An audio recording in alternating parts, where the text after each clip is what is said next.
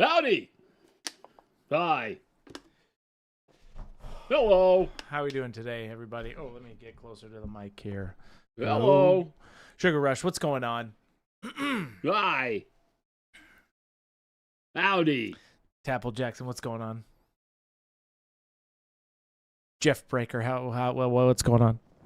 Dark Mockery, what's going on? Lumberjack, what's going on? Ferger Ribbons, what's going on? Mullets, what's going on? Gilborn, what's going on? Grump from Mill, Grumfrumerly. Kathy Pirate, first time chat, what's going on? Hello. Well. Ghost Hunter, what's going on? Well, I forgot. I have something really cool. Ross Gary Gregory, what's going on?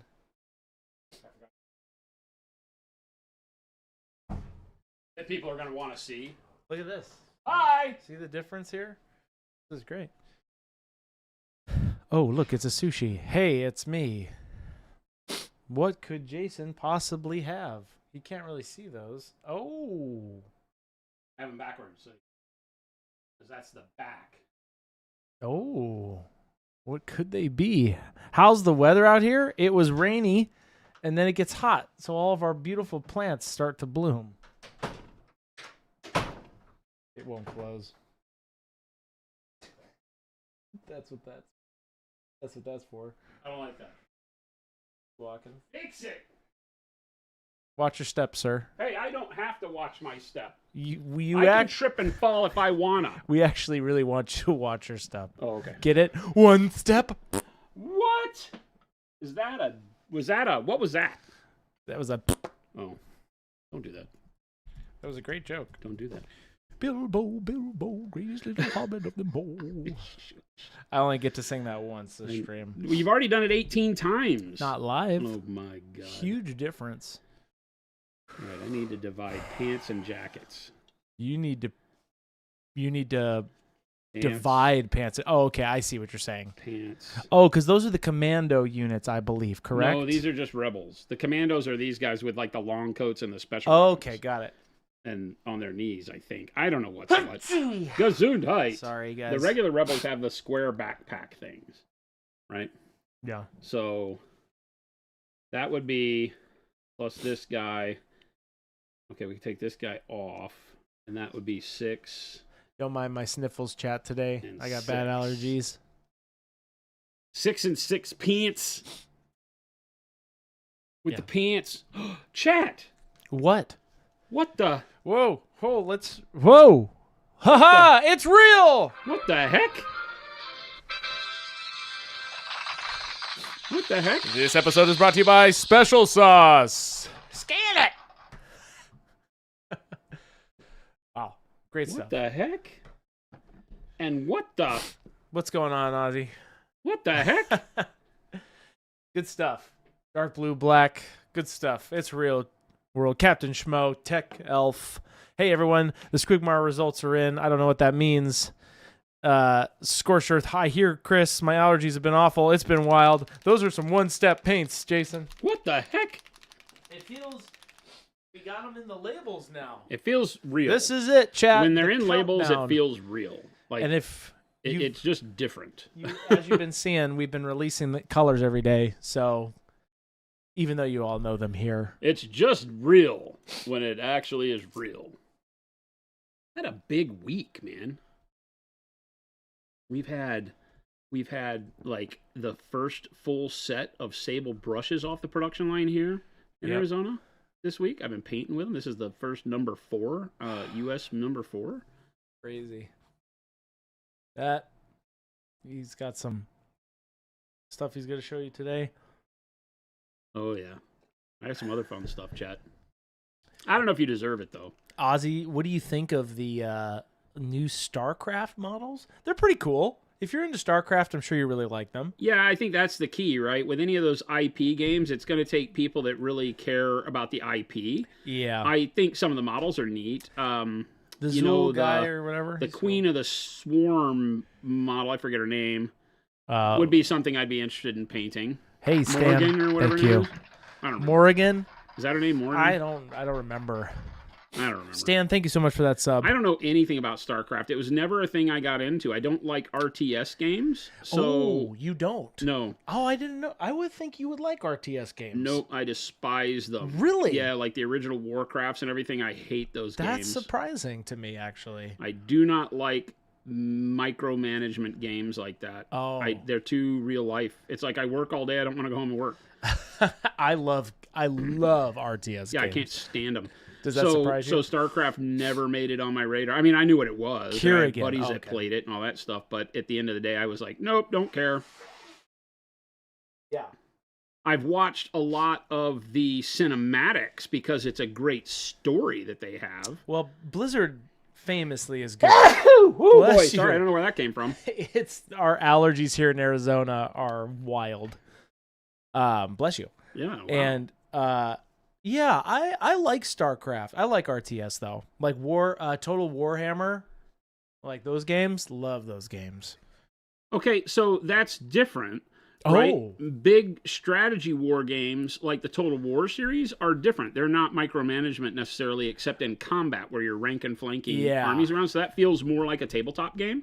Yeah, yeah. I still don't like them long term because they never really last for me. But I will play those for a minute. Yeah, I don't like the go build the thing, go okay. put the freaking resource down, go do the command and conquer, all those kind of things. I was never a fan. That was like one of my besides old school RuneScape. That was like one of my first PC games. My buddy Harvard was the lead producer on all the Tiberian Sun Command and Conquer stuff. Yeah, and I remember back when he was doing all that, and I was like, yeah, I just don't care about your games, dude. I love them. I'm not trying to be mean, but I don't care. Jason Snap, I've tried, but I lost interest very quick in RTS, says Stan. Hey, Stan, thank you so much for that sub again. Yeah, I just don't care. And so for me, it means that I have to look harder at just the design as if it were new, because it doesn't carry any weight with me emotionally because I'm not tied to the StarCraft stuff. And in that regard, the models that I've seen that I really like are what were the Eldar when they were working with Games Workshop. I don't remember what they call them in the game, but they had been what grew out of the Eldar. Because StarCraft grew out of the GW world. Yep. And the big dudes. They're tall. Tie somethings. I don't know. There's only 3 races. Protoss. Yeah, Protoss, there's only 3 races. There's Zerg. the Tyranids, the Space Marines, and the Space Elves. And yeah. It's the Space Elves that I like the look of. Yep. Protoss for life, says K Shorties. Yeah, I like the Protoss. I think they look really cool. They look very cool. So you're just going around all these models and doing all the warm brown? Yeah, I'm you pick a color, you do the color. And that's what we do now. Super Duper John, what's going on? We got Belial. We got a letter from you. We got a letter from Belial. That's our second one. That's our second one. We got to get these the other one's at home. These photos of Chris's butt out the door. I don't know why people sent you like that. Legal purposes, I don't think we're going to send you my butt, but maybe we'll send you. Why is it legal? I mean, maybe we need a Monument OnlyFans where it's just a bunch of firefighter butt shots of all the guys in production. You keep saying that. I don't know. It's not legal. You can send photos of your ass through the mail. You can do it. It's legal. Chris's wizard's butt. That's right. As long as you made it, if you solicited it. Now, if you charge people for it, maybe that's a problem. But it's a self-addressed stamp envelope. We didn't charge nothing. Sorry for those caps, skaters. Retype your. I'm looking for your question. Oh, here you go. What would you suggest for pale skin with not enough details of the surface? What would you suggest for pale skin with not enough details of surface? You mean on the surface? You mean like the model itself is fairly dull and doesn't have a lot going on? Is that what you're saying? I'm assuming that's what it is. Help me understand what you're meaning. Like flat stomach. Oh, okay. Oh. Okay, so pale skin. How would you approach that, Jason? Well, I do most of my skin kind of similarly, where I underpaint colors and then glaze over the top. Or if I were doing pale, I might start with, so it depends, like something like Shadow Flesh, so I still get some of that pinkish but can build up a dark color and then work up towards like an olive flesh, maybe ivories, maybe bright warm gray is a good one. It leans towards green, so if you're thinking pale in terms of unhealthy or alien pale, monster pale, I like the bright warm gray because, like I said, it kind of moves to a greenish tone as it brightens. But you can use blues, you can use the faded ultramarine to mix into other colors. There's a lot of ways to achieve pale skin.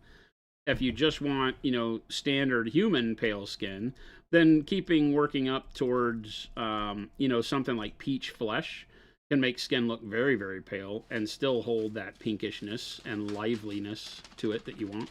I'm not going to show your address, Belial, but we got your letter. Thank you. You don't want people doxing him? No. Okay. That's good of you, Chris. Could be the opposite. We could have denied somebody a random $100 bill in the mail. It could go the positive way of that. Hey, Blau, we've heard you. Thank you. And thank you for that note. That was very kind. Your story touched our hearts. Tech Elf, thank you so much for that sub. We need to do this self-addressed stamped envelope thing again. Like just have people send us their Procurl story in a self-addressed stamped envelope, and we'll give you something cool back. That's right. You might get like an old sock. And you were right to put your Twitch name because I knew exactly who you were. That's how. Belial. That's it's funny. Like every time I'll go to Adepticon or conventions, ask people what their Twitch name is. Like people will come up to me and start talking to me, and I'm like, 1 second, who are you? So if you ever meet me in real person, lead with that, and I'll be very excited. Some people that meet us at shows don't ever talk in Twitch. And I'll be like, what's your Twitch handle? And they'll tell me, they go, but I never talk. And I'm like, you should talk. You should talk. We always know the lurkers. If you're willing to come up and meet me and shake my hand, talk in chat. It's a lot of fun. Hey, you get to know people that way. And speaking of first-time chat, Stalker. Welcome. Excited for those OneStep coat paints? Yeah, OneStep. It's coming. This is what we're painting with right now. Warm brown. I don't know what Chris did to me. I was fine. And then I walk in here, my nose starts running. I sneeze. You? Yeah. No, man. These allergies are killing me. I usually don't get it bad. I get it right after it rains super hard. Yeah. Every time. It's beautiful For me, Arizona. I have to be honest, it's because I've stopped eating fast food and I just ate that burger. Oh, that's a good point. It makes your body generates mucus when it's trying to get rid of toxins. Yeah. And that's what that is. When you eat fast food and your nose runs, it's because it was filled with a bunch of nonsense your body doesn't like. But it was good, you said. It was a good damn burger. I'm not going to lie. It's a shame. Does this demand seem to be greater than the dry pigments? Oh, by far, 100%. Well, and that's it's interesting. Our weathering pigments stream was one of our top audience stream. Oh, nice. Was it a giveaway? It was a giveaway, though. It was a giveaway, plus it was a product launch. Yeah. So it was a perfect storm.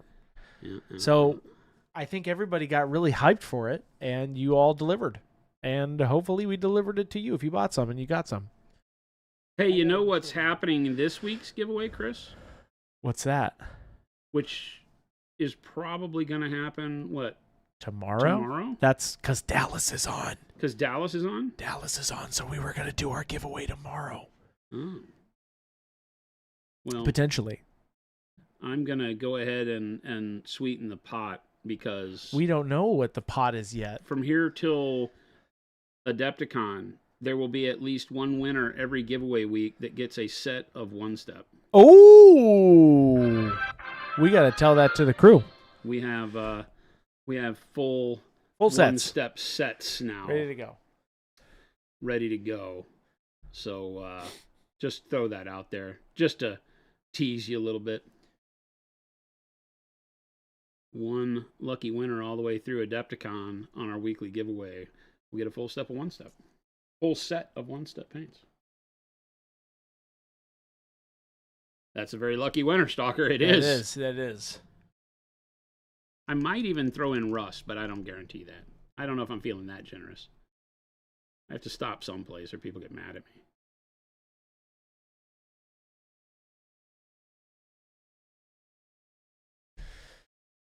Are there going to be streams during Adepticon, says Chaos Angel? Just trying to figure out if I need to have my phone so I don't lose my stream streak. We are trying, but we don't have good info back from the show yet. So we'll see. I don't promise anything. It's getting crazy with how Adepticon is coming together, and I don't know where all the time fits. Yeah, especially with Jason's class, too. That's the big problem, is that I've got a class, and I have to judge. I'm one of the judges in the Adepticon. It's kind of like an Armies on Parade thing that they do. I'm the judge in that. That's Saturday night. So we'll see. And that's our goal. That was our big goal, but it got thwarted early on because of the ability to get good internet. And then, that's actually a big one at the con, especially on anywhere. Yeah, getting the up ability is tough. The download ability is good. They can give you good bandwidth, but when they give you the ability to stream and all they want to do is hand you Wi-Fi, it's like, I don't know about that. So we'll have more info coming. Will you stock weathering pigments at Adepticon, asked Twisty Farmer. We should have them. I do not have them yet out of production to be able to say it with certainty, but that is our goal, is that we will have pigments back in stock for Adepticon. Coyote Clausen, first time chat, welcome in. What's the reason you decided not to continue the signature series? Was it to prevent the color palette becoming bloated with similar colors? ? No. Of course, that's always a concern of ours, is that a lot of times it's tough. Like when we were talking to new artists, it's tough to come up with colors that fit the lineup from a marketing perspective, because, we don't need a whole lot of more new colors. And you don't want to force colors onto artists. That doesn't really make it a signature set. So if I have colors that I know we still want to do, but then, the artists themselves don't like those colors, then that defeats the purpose. Yeah. Or, you're kind of forcing them on them. You want to be able to allow people to say, oh, what colors I want is X, Y, and Z. And a lot of people already have those colors in our line, I have always been a staunch defender of the fact you don't need 300 colors. You need enough colors to be able to grab what you need quickly, so you don't have to waste a lot of time mixing, and then enough colors to mix reliably to get every other color that you don't need all the time. And that's what we've built in the line. And so when the line hits 192 colors, all inclusive of washes and all that stuff, then I think I'll be right where I want to be. And the OneStep colors are helping with that, because they're giving us another way to use paint that's introducing a few new colors into it. And then we'll take a look. So, but the real reason I don't want to do the signature series is that I'm a little bit tired of what we started. I'm tired of the bloat of personalities out there that have kind of been reduced to mercenaries. When we started the signature set, it was meant to be fun and not Nike versus Adidas. Yeah. And since then, we've seen a lot of Nike versus Adidas mentality coming from some of the competitors, and I just don't like that. It's not what I started doing it for. So there's a bit of our own, intent embedded there that I just don't like, kind of the idea of it anymore. There's a good argument to be made that we launched that. Nobody else had done specialized colors for artists before. They had done like curated sets. And then after it, I just haven't been, happy with the way it's like, now you're fighting for artists, and it's like, it literally is like, people saying, well, if I want to work with you, what are you going to give me? Because so-and-so said they give me this. And I'm like, I'm not even having this conversation with you. That's not who we are as a company. Don't care. Have fun with company X. Literally, I don't care. And I don't want to feel that way about making paint. I'm an artist. I'm here to have art and do art with cool people. And that's not part of that conversation. And that's kind of what it deteriorated into in the world. There's still a lot of artists I'd love to work with. But then, when it gets down to that, it's like, well, but colors. And makes it tough. Now, how many OneStep colors can we expect, Jason? That I'm not going to commit to. Right now, I'm thinking between 36 and 42. But it remains to be seen. I can hedge my bets on that. I'm waiting with this to see how the community responds, what kind of feedback we get, and then that's really going to decide. If everybody's like, oh my God, I need every one of my favorite colors in this, then the line may grow beyond that. But it still stays to that same mentality I have, that because I've made these to where you can mix them, then I'm just going to give you a good colorway to be able to mix the colors you need. Yeah. Since you can take the OneStep medium and mix it with any of the colors in our line, that makes it very powerful to do any color you want. And so I don't know how many we really have to do. We'll see. I'm very open like that with product development. I really like to think in terms of what does it need to be to make the customer happy, and what can we as a company, continue to feel good supporting. I don't want to make 80 colors if not all 80 colors sell, and then at some point in time we're like, well, that color was a flop, I don't want that anymore, because guaranteed somebody loved that color. Yeah, somebody always loves the color, right? Somebody really gets attached to it. So I don't like the idea of not supporting colors long term. We'll see. Spitfire says, someone the other day told me that your paints aren't exactly meant to use with a wet palette. Is that true? No, that's just somebody that doesn't know how to use a wet palette. Jordan, literally, every time he comes on here, uses a wet palette. So many of our artists use wet palettes. Flame on. I would say... I think 90% of our artists use wet palettes. Honestly, I think Jason is I'm one of the few that doesn't. Yeah. Because I don't like wet palettes. Right. That has nothing to do with how we design the paint. We design the paint to not have to care. I can't think of any artist out there that uses a dry palette besides Jason. For me personally, off the top of my head, when it comes to content wise, right? Yeah. Everybody promotes the wet palette. Yeah. No, that's just somebody that doesn't understand how to use a wet palette. Little Billy says our paints come out of the bottle ready to use. You do not have to thin them for viscosity, whereas 90% of the competitive products out there are too thick. And the reason for that is because that's how they've chosen to suspend pigment. The science behind making paint requires that you have a medium that supports the load of the pigment in it. The more pigment you put in, the more weight of pigment there is, and the more chance there is that all of that pigment falls out of suspension. We've all seen that. It's the clumpy stuff at the bottom of the bottle. And it's one of the things you're always trying to avoid is having your, number one, your pigment separate. That's a chemical balancing issue in the paint. And number two, having enough pigment that your paint is both opaque and vibrant, right? Opacity really is more of a condition of the actual pigment that you're using. Some pigments, it doesn't matter how much you put in there, they're never going to be opaque. Yellows, things like that are always lower opacity. But with ours, you don't have to thin it to use it, because our secret, the ProAcryl secret that nobody can break, is our paints are lightweight feeling. They're very fluid, right? Meaning that they're more like water in their consistency, but have opacity and pigmentation second to none. Whereas everybody else has to make thicker paints in order to carry the same amount of pigment that we do. Ours are already feel thinner. And because of that, you don't have to float it in a bunch of water. But a lot of people overwet their wet palette so that they can do two jobs at once. Not only are they thinning the paint so that it thins its opacity, but they're also thinning viscosity, meaning that they need the paint to be flow better off of the brush so that it's more usable. And because you don't have to do that with ours, the same wetness on your wet palette will over dilute ProAcryl versus what it'll do for competitive paints. And that's just the long and short of it. There is no other argument to be made. Our paints don't do anything wrong on a wet palette. It's just that for us, that's too much water the way most people use theirs. And you just need to tone it down. Don't put water on the wet palette like that. Your paper should never be wet. Yeah, damp, not a swamp or something like that. Somebody was mentioning that. I think Mo says that. Yeah. But yeah, it's more of definitely don't want that much water. Yeah, the water should never be on the top of the paper. That's a misnomer being generated by overly thick paints. So big paint. Yeah. Big paint wants you to think.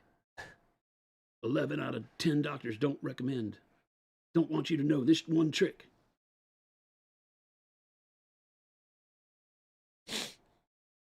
I'm sorry, I got the sniffles, guys. Me too. Sorry, we're sniffling. Yeah, we were both fine. I found I can't have any water in the reservoir at all. All the water must be in the sponge. Well, the reservoir doesn't matter. That just keeps your sponge wet. Oh, yes. How man do. Vince was saying how amazing the ProAcryl brush-on primer is. What makes it so much better than the other paint-on primers? I don't know of a whole lot of paint-on primers. My thought is because the other paint-on primers are not primer, they're just paint. Yeah. You know? What makes ours different, Jason? It's literally formulated to be a primer. It's a different resin than the normal colors, which is all the story. You need a resin that is built for priming. that is built to give more adhesion and still give you really good matte finish and tooth. That's the hard part. Managing matteness in paint is what messes a lot of companies up because they don't know how to make their paint truly matte and still give you a good quality paint that isn't, overly thick or hard to work with or whatever. And our blend is just right, especially shows on the primer, because our brush-on primers are phenomenal. Booker, big paint wants you thick. Great T-shirt idea. Big paint wants you thick. Children of the Krill. Well, it's just the truth, right? Yeah. Like I said, and people don't like it when I say this, but the companies that make hobby paint, their main business is making house paint, by and large.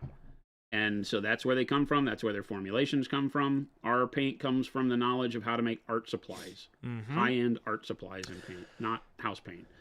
Now, we could also make house paint if we wanted to, but we would make a hell of a good house paint. Dude, we can make some good house paint, Jason. But house paint doesn't have to worry about being thin because you're laying it on thick. You're trying to, get it to cover in one, and so you want thicker. And that's just where the world of coverings and coatings is in most of its design, is that it wants a thicker paint is not a problem, so long as it's not gummy or whatever. Right. They don't care. Ooh. Because it carries a lot of pigment. It's cheap. Those mediums are cheaper, so they're cheaper to make.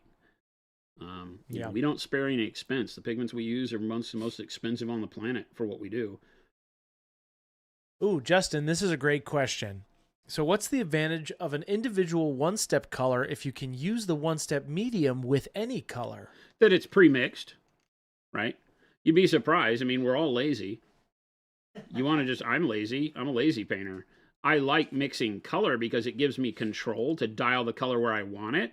But I do live in a world where if every color that I could think of was just boom, there, immediately by my side, that'd be a great world. I wouldn't want to buy all that color. I don't find a lot of value in buying 80 million bottles of paint because at the end of the day, you have a bunch where you're like, I haven't even used that in 3 years. Yeah. And I don't like that feeling. I don't want my customers to feel that way. I don't want to feel that way.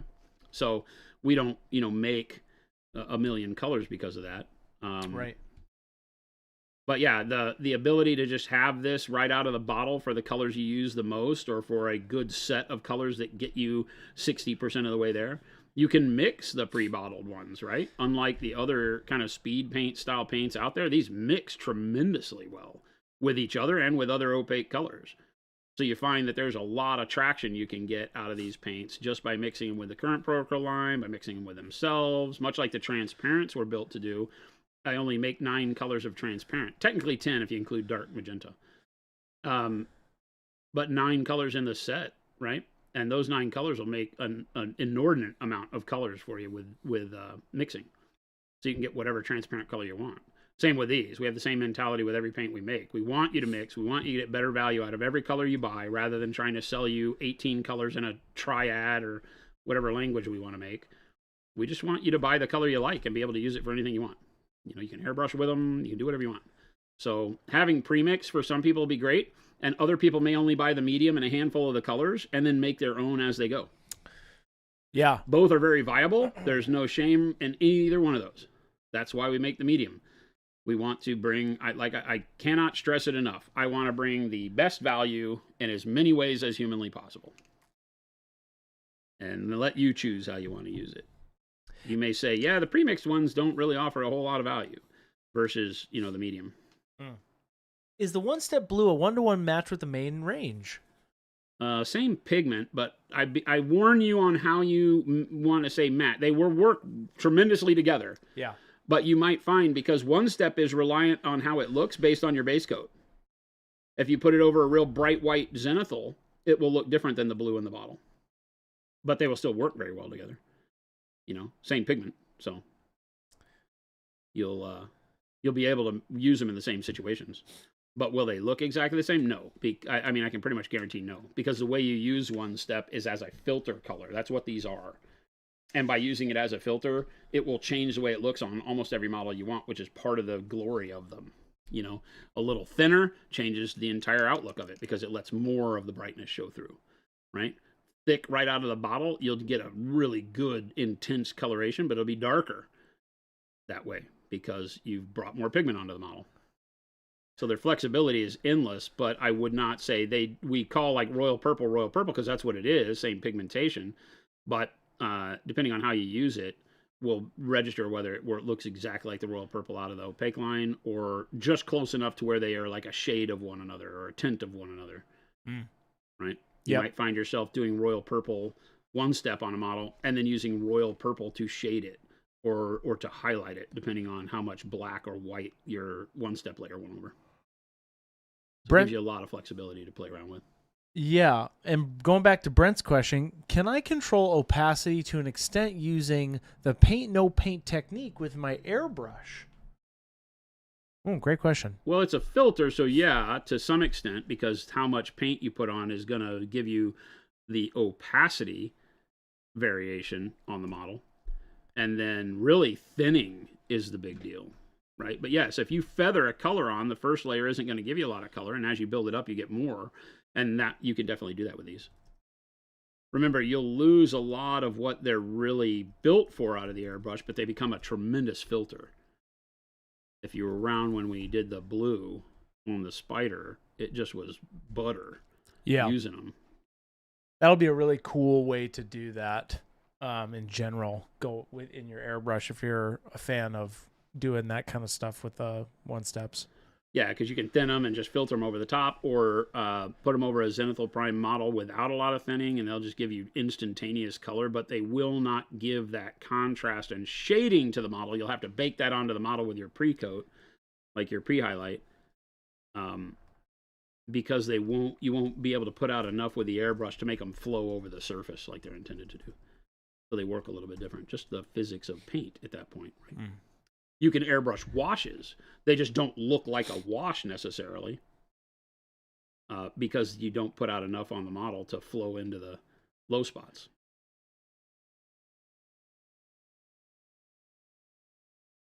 So again, it's just knowing what the paint is intended to do and then how you altering the use of it will affect the outcome and the look. Because I love doing crazy stuff with all the colors, like using a wash as a glaze, one of our pre-mixed washes, using it as a glaze is tremendous. You just have to know what to do with your brush to get it to work that way. Stan says, just looking at what you're doing, would you say OneStep makes batch painting easier? I hate batch painting, but the ease of application here is intriguing. Oh, 100%. I was just about to say, my entire army of these guys is legit one coat of paint. Yeah. It's setting up the base and then one coat of paint. And that's what you'll see me do for this entire Legion army. And I'm not going to do anything else. I'm not going to spend time highlighting them. I will work on highlights for the basing when I do the basing. I refuse to just put like basing texture on and not paint it. So I'll paint and dry brush the basing texture. But the rest of this will be lucky if it even gets a highlight on it, except for the skin. I might come and highlight the skin. Coyote Clausen, how do you feel about James Workshop killing the Citadel branding for your paint? For our paint? It feels like they have to homogenize all their product lines regardless. Maybe you're thinking their paint, not our paint. Well, remember, Citadel initially joined forces with Games Workshop. They were two different companies. Right. And it has been that way forever for some reason. And even when I worked there, I couldn't tell you why. Where they were separated? Yeah, why it was separated like that, because it hasn't been, treated like two different companies for a long time. The same purchasing group buys for the paints, buys for the models and all that stuff. So the marketing, the website, it's all intertwined. Yeah, so it never made sense to me in the first place. I think it's a good move for them business-wise. It's one of those where it's like, duh, it makes sense. Why hasn't this happened before? Yeah. I would agree. I don't care. Nobody cares about Citadel. That's a name that has been dead forever, other than on the paint pots. Well, and I think they probably, had more confusion than not. Well, they're in a world right now where their IP is a tremendous force. Yes, anything Warhammer. They're making stuff with Amazon on the secret level stuff, and so. If you're trying to attract customers, you can't attract customers with a slew of different names for your products. Yeah, you gotta have one. You gotta have one thing. So right? Warhammer, that's what everybody is about. Everybody in the world that doesn't know Warhammer is about to when they get TV shows and movies and things like that. They'll at least know the term. Yeah, and they will be creating customers that need to have a clear and available method to achieve, purchases in their IP. So yeah, from a product standpoint, it makes 100% pure sense, and nobody cares. Yeah. The legit is that the only people that care are people that need to have something to talk about because it makes nothing but sense. And everybody already called it, contrast paints, by their whatever name your paint you were buying. I don't think anybody really cared about shade. It Citadel pots. Yeah, they didn't say shade, Citadel shade paints or anything like that. They didn't, It's like, do you have GW paints? Yeah. Why, yes, we do. I get some water. So yeah, I applaud them. I think it's way overdue. When they stopped calling the stores Games Workshop and started calling them Warhammer stores, I thought that was a little weird because the company that makes Warhammer is called Games Workshop. Unless they're going to become Warhammer Limited, I thought that was odd. But everything else has made sense to me.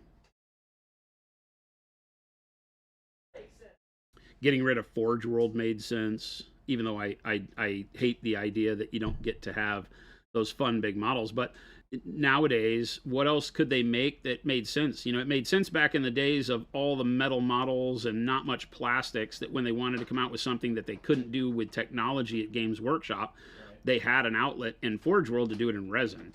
And even though the resin, we used to call it monkey butt resin, it was so horrible. Oh my God, working with their resin was like the worst stuff in the world there for the longest time. Warped panels and horrible stuff. But at the end of the day, you got a freaking Warlord Titan out of it, and you couldn't argue with the fact that that was the coolest thing ever. When they came out with the first like Bane blades and all that stuff that were resin, it was like, are you kidding me? Warhammer is finally becoming what it needs to be. Because remember, before that, you didn't have the big models that were always in the stories and in the artwork that made it what it was. So no matter how bad the models of Forge World were, they, at the end of the day, were like everything you wanted. I wanted big Stompas. I wanted, Titans. I want the big flyers and the tanks and the yada, yada, yada, blah, blah, blah. So yeah, good on them. But I think getting rid of Forge World and just making all that stuff Games Workshop Warhammer makes sense from their branding. Their branding was all over the place. Yeah. I think it makes sense,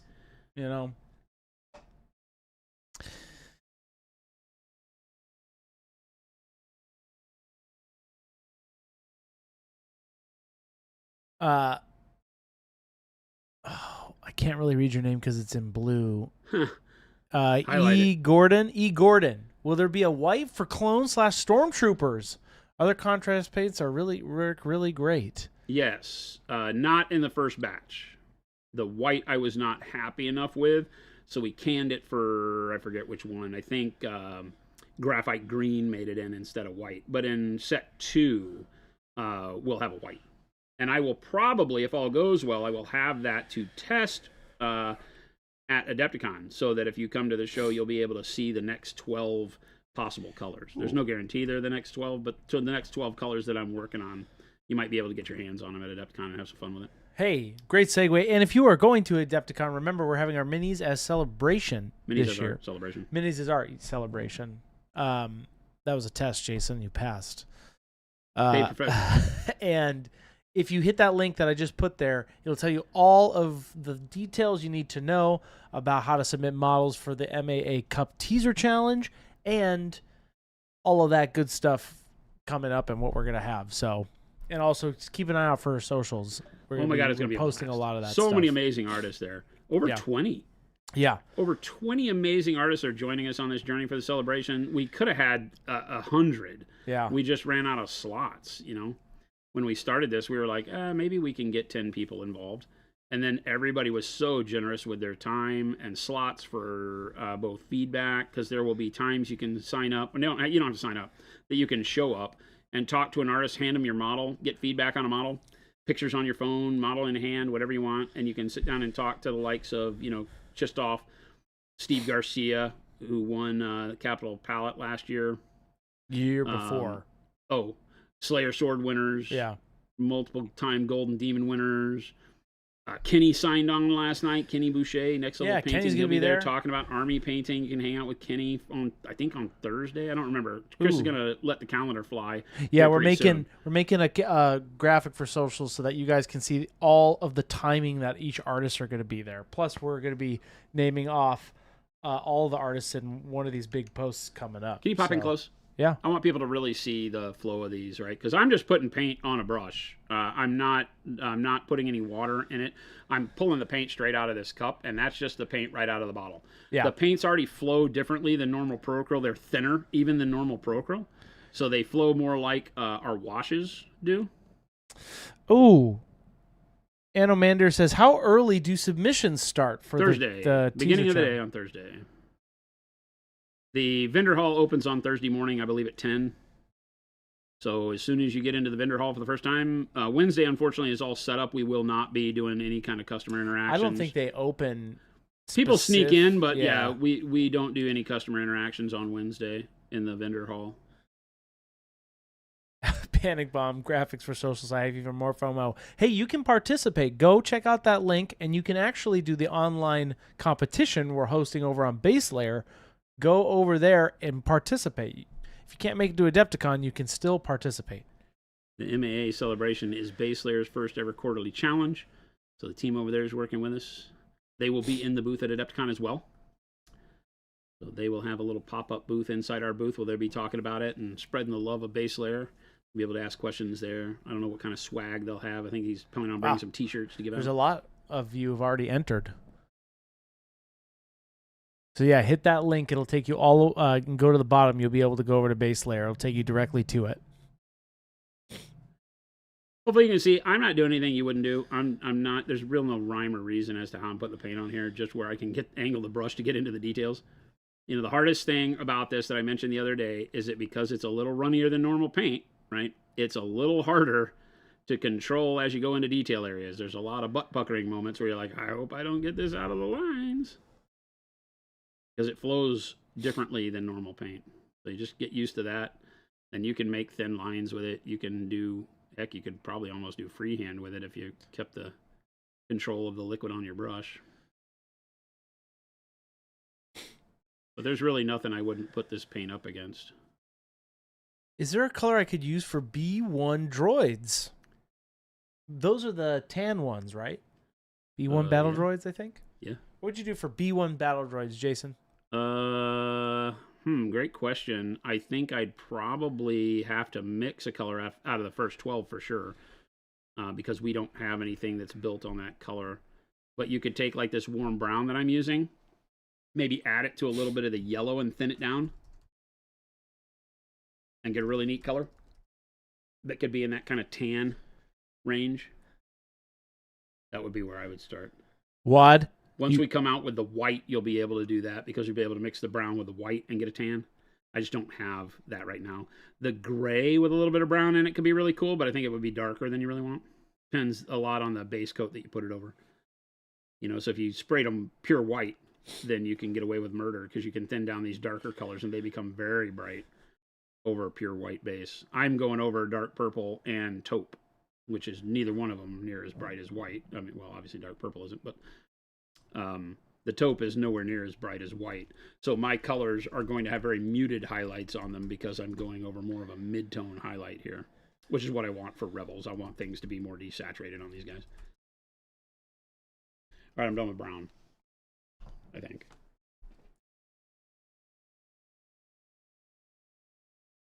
No, it does not leave a big pooling behind, as you can see, Stan.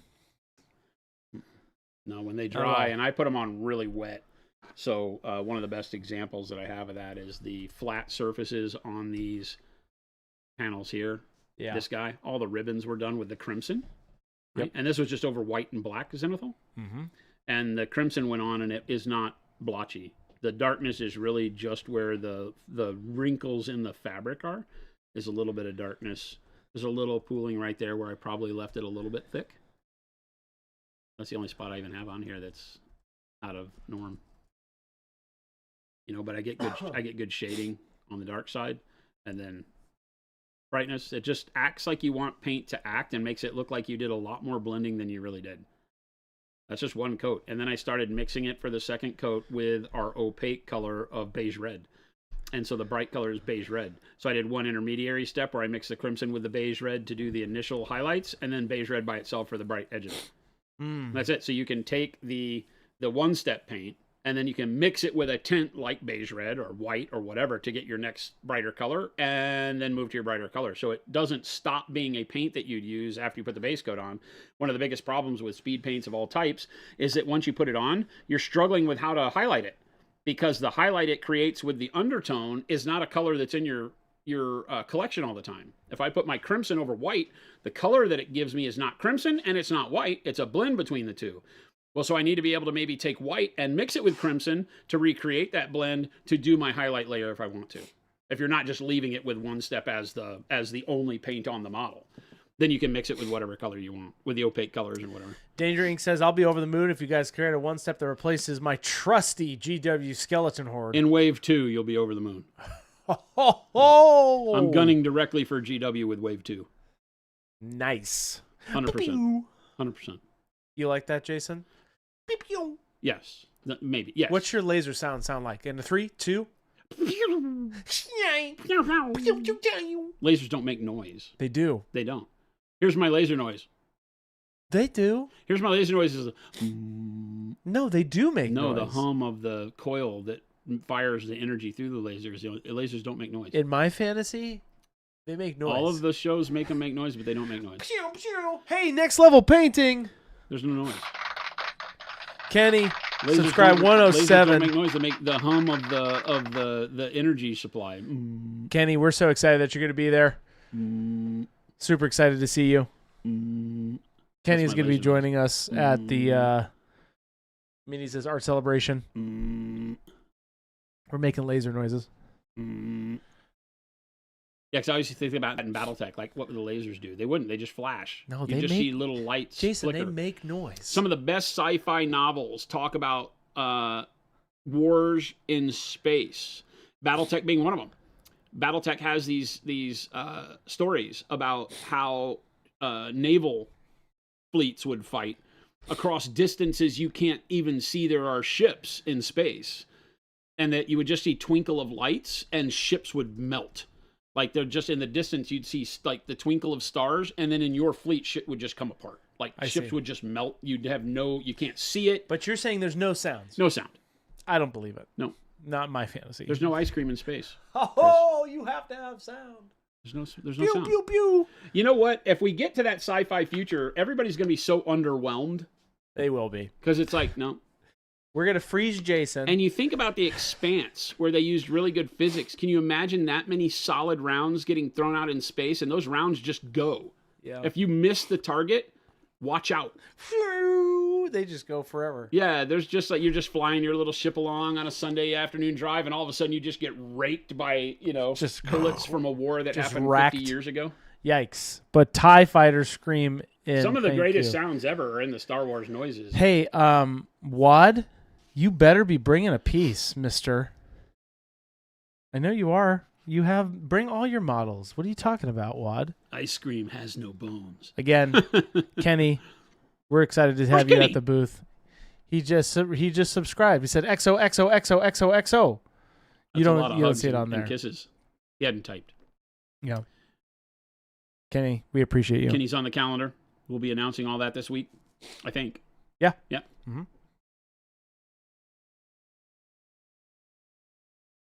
Is it worth the Zenithal before putting down the base layers? Unless using contrast/speed paint, it seems much more cover up the previous effort. You do that for just light direction, right, Jason? Well, yeah, there's a world where you can use your pre-highlight, right? Your Zenithal, your pre-highlight, in a way that just sets up where brightness and darkness will be and use it as kind of a paint by numbers, right? That's what this is, right? Black and white. Yeah. And you can use this as just a where do my bright colors go. And so a lot of times if you were to take this and do a Zenithal on it and let's say take a picture of that angle right there on your phone and then just pull up that picture on your phone, it will show you where your midtones and bright colors need to be. And then as you apply paint and cover this up, you can always go back to this photo on your phone and say, oh yeah, I'm doing this right. Right? Yeah. So it can be a guide layer that helps you when you're applying your other colors over the top of it to have the guide of where to put your bright colors. And then, of course, when you're using filters like speed paints, like OneStep, glazing your coats on, then it will show through, and those coats will inherit the volumes and the value of the white and the black or whatever colors you use for your pre-highlight underneath them. Yeah. So it's a great useful tool. You'll find out that most models I don't do it at all. When I'm using one-step paints like these, all of these guys are, right? So all of these guys are done in dark purple and taupe. Yeah. And you can use chromatic undertones like that are really helpful, right? Because now my shadows are dark, but they're cool because they're bluish and purple. And then the taupe gives me a brightness that isn't white. So when I put these one-step colors over it, it doesn't desaturate them into like bubblegum colors, right? Because when you go over white, white tends to make a color not as vibrant, right? And so colors like taupe that have a little bit of yellow to them help keep colors on their hue, we call it. So now if you put blue over it, it'll remain blue instead of like, pastel blues. And that works really well, especially when doing things like browns where I don't want it to turn to a tan. I just want the brown coat to get a really nice highlight underneath. And the taupe does that very well and makes it to where I don't have to worry about it. You can see the highlights and the shadows look great on this. Pop in really close. Somebody was asking earlier the smoothness of the application. And this is what we did yesterday. Just glommed it on. And you can see no splotching. Really, really smooth application for all the colors like this. And this is on fairly smooth plastic, Yeah. Now, there are wrinkles and stuff in some of the areas, but like on that part of the long coat, there's no blotchiness to it at all. If you're not careful, you can pool paint up at the end because some of the plastics have a little ridge on them. And if you pull paint down, you'll get a pool at the bottom. Just swipe that off and you won't get the color buildup. If you leave a lot of paint in an area and you can see a blob of paint, it will probably dry darker. But the paint will try as hard as it can not to give you any splotchiness. As you can see here, nothing. November says, do you recommend using sables or synthetic for OneStep? I heard other brands you shouldn't use a nice brush because of how easily they wick into the ferrule. As long as you clean your brush, it doesn't matter. It's the same story with metallics. Use the brush that you feel comfortable applying paint with. Yeah. If you are getting really messy and you don't take good care of your brushes, then a synthetic might be better if you have a cheap brush laying around that you don't feel bad about ruining. But it's only going to be the fact that you left the paint in the ferrule. Any low viscosity paint, when you thin it with water, medium, or whatever, when you thin paints, they will absorb quicker into the ferrule. And then when they dry, they all do the same thing. They all grab the bristles and pull them together and make your brush fork and split. So you're going to need to clean your brushes anyway. The problem is that if I tell you to use a cheaper brush to use on metallics or speed paints or things like that, then the problem is you're not going to have as good a brush to apply the paint. So what I want you to do is use the brush that puts the paint on the model in the best way you need it to. So if you're doing fine detail stuff, use a fine detail brush to do it, right? Something that holds a point, even if it's your best brush, and then just clean it, right? Maintain your tools, and every tool is good for anything you want to do. You hear that, chat? Make sure you maintain your tools. Which means don't hire Chris, because he'll never clean your brushes. I clean my brushes. Oh. And then Jason, when I should have been more specific. Off stream, he'll go, don't touch my stuff. Description. I'm like, yeah, Jason, I'll clean your brushes. Don't touch my stuff. Don't touch my brushes. Don't touch my brushes. I clean mine all the time. Don't touch my brushes. My brushes last for a long time. Thank you, Mo. Thank you very much, mister. Will there be effect paints? No, with the OneSteps? Not right now. You mentioned you didn't like how the OneStep white turned out. What was wrong with it? It didn't color enough. It just didn't have enough intensity on it to make it look like you had used a paint at all. It didn't have enough of the grayish blue coloring that I was looking for in the shadows. We need to bump that up a little bit. Treat it more like what it is a very bright gray. Stop thinking of it as a white. Because if you're putting it over a white primer, then you're going to get it brighter anyway. And we needed it to go a little bit darker. I've used it on these on the Legion models, as a matter of fact. I have some here, right? I have a bottle of it right here. You can see, like, it's separated out.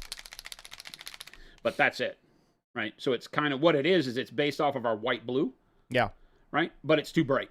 It just doesn't give me the intensity on the model that I wanted. So you couldn't really tell you'd done anything. I needed to have more. Because when you're thinking about stormtroopers, you want to have it do more right out of the gates. Yes, you should clean your brushes. That's the moral of that story. And Jason can clean his brushes. Jason, you should clean your brushes. Hey, you need to not talk to me that way. I'm saying what the chat says. I need you to not talk to me that way. Stan says, Jason, do you maintain your brushes? Laugh, laugh, laugh. Man. I guess why would you? It's not like you have an unlimited supply. I don't like to think of it like that. Does Jason, how often do you clean your brush, Jason? I just cleaned one this week on stream. I showed people how to clean one. Maybe that was last week. It was the brush I was using. I cleaned my number 3. I know. I have a good Our little brush group is so good that I can clean whenever I want. I have a little good video of it. So if you have perfect white, could you use it over an ivory to make it look more white, says Derpstick. Oh, I want a cup. You could. Why not? Is this even open? I have not used this yet, have I? Well, I don't know what you're talking It's about. still sealed. What is this? Graphite green. Oh. Such a good color. Clean them after every session, says Nick Lancer. Yes, should. That is the 100%. ideal. Jen cringes when I say... Well, you also don't abuse your brush. I do abuse my brush. I'm using paint that sucks right up into the ferrule every day. No, Jason, no. Hey, you hush. You don't know. I'm trying to help you, man. Well, it's not helping because everybody watches this stream and they know you're lying. No, I'm trying to help you, Jason. No. I'm trying to help you help yourself. Hey, you help yourself. I definitely will. I clean my brushes, chat. I will not clean Jason's brushes. Now it's more out of spite for you, chat, than anything. I can't go back. Jason will have to suffer. But he also then says, don't do that. So it's a weird vortex of emotion I have to go through every day. Oh, yes, it's so hard. Clean Chad. your brushes. Hey, break Chris, out your world's smallest Chris, violins for this do guy. your He's got job. it so bad. Do your job, and then I'll get, hey, Jason, do you really want me to clean your brushes? Don't touch my stuff. Don't touch my stuff. Chat, what do I do? I don't do anything. He's untrustworthy. Make Jason suffer elder abuse. I don't, Mo. I try to make Jason's life as easy as possible. Gets me sick. I don't get you sick. What are you talking about? Moves all my stuff around. Oh my gosh. All of this is false and horrible. Moves all my stuff. Steals stuff. Holy cow. 5-finger discount over Name here. 10 things that I've stolen. Because Number if you haven't, is number 1 your heart? Number 1, my heart. Oh. Number 2. Who does number 2 work for? I don't steal anything. It's more of like a, like a Robin Hood thing. Oh, here we go. Here we go. Rob from the morally corrupt people at Monument Hobbies. Could you send her up, Jason? No, you bastard. No, it's just right up behind. There you go. Perfect. What do you mean, no? See what I have to put up See with, what chat? I have to put up with, chat? Panic Bomb says, heck, Gabe had to bring glaze and wash yesterday. Chris can't even keep Jason's stock up. Hey, how many weeks has it been since I told him that, hey, we need to get some more glazed wash over here? I'm running low. Tomato. I'm having a real hard time keeping Now, minis on this cork. Jason, did you run out, though? Oh, here we go. No, that's the question. Did you run out of glaze and wash medium, or were you running low? I was running super low. I know. I don't Sometimes like we got to get you there, Got to use it up. Right, Jason? No. It is. Works. It actually is a little bit more inconvenient now that there's nothing in this building. That's the problem, is that we're no longer in the same building with anybody else. It's just me and Chris here. Gabe after the stream. Yeah. So we put Gabe to work. He's the one that is our pack mule from production to over here. Double T, paint your Titan, Chris. Bring your stuff. Paint on the stream. I can't. I have to answer your guys' questions and then get lambasted for the questions that I don't get to. He still gets yelled at by Tim and Mo. What's this green wash? It's not a green wash. Great segue. Corn sweet. This is Graphite green OneStep. I need a ooh. These are not washes. These are our OneStep paints. And look at that. Graphite green is such a good color. Ooh, I-10 says, I am proud to say I just became a member of your cult. I can't wait to start my first mini. I bought 80 paints. Hello. Nice job. Wow. That's drinking all the Kool-Aid. Thank you. It's really one of those deals where we know you have a lot of choices out there. And the fact that you give us a shot means the world. It's great. We hope we live up to all your expectations. We continue to try to innovate, make cool stuff like Graphite Green OneStep. Right. Holy, that's so good. Just that area right there where I started, it's already starting to dry. Yeah. I don't have to do anything to that. It's just done. Mid-tone, shadow, highlight, all in one. It's just too good. Can I get graphite green in the main line, please, says Ghost Hunter. It is one of the colors that I'm looking at long-term for it's the a main really line. cool green. It's a really, really neat color. Jason, this might sound... What makes a color like graphite? Well, graphite is a pigment, right? Same Right. stuff that they make pencils out of. Yeah. So, it's already there. Our graphite gray is literally graphite. Yeah. And so, you get something like the green, and it's just mixing the graphite gray and a neat, like, phthalo green pigment, and you get a really great coloring. That's all this color is. I paint every once in a while, Moses. Typically when Moz. Every once in a while I'll paint. Typically it's when Jason is either on a trip, Jordan's not here. Jason's going on a vacation after Adepticon, so he won't be here for a couple days after Adepticon. So I'm not going anywhere. We'll figure it out. We might have to cancel stream. I'm not going anywhere. Yeah, you are. Where? You're going on a trip after Adepticon. Who? You are. What are you talking about? Oh, I am actually. You are. That's April 8th or something like that. 11th. Yes, you are. You are going somewhere. I am going to Nashville. Right. Yes, with a group of friends. Oh, huh. A group of friends? Yeah, Gabe. Oh, no, you're Philip. not. I invited Gabe and Philip. If you go without me with Gabe and Philip to anywhere, there'll be hell to pay. See what I deal with, Chad? Let it Won't be. wash my brushes, Oh. but boy, if No. he gets shirked on a vacation. Jason's gone April 31st, 1st, and the 1st. April 31st? No, sorry. my March 31st. Yeah. You're gone. No. Yeah. Oh, well, that's when we're at Adepticon. No. Yes. No, that's Tuesday. We get back the 30th. I'm not going anywhere. And then you're taking a trip on the 31st and the 1st. No, I'm not. You keep saying that like you know. I know. I'm going someplace in We April. know a Mo. I'm going someplace in April. I don't know what you're trying to do. I'm not going anywhere for April 1st because No, I I will don't know not what turn you're this stream over I to don't- bag acryl again. I don't know what you're talking about, I'm Jason. not gonna I'm be actually not going to gone. be here afterwards because I'm legally bound to have to take a vacation. This freaking guy. I see what you're up to. I don't know what you're talking about. You have meetings on April 1st. Chad, I'm sorry if I get abducted and I'm not part of the stream on April 1st. I need you to call local authorities. Change the locks. Doobity doobity doo. Doobity doobity doo. I love how I just got somehow an Oompa Loompa works for me now. Oompa. Like a near 6 foot tall Oompa Loompa. That's great.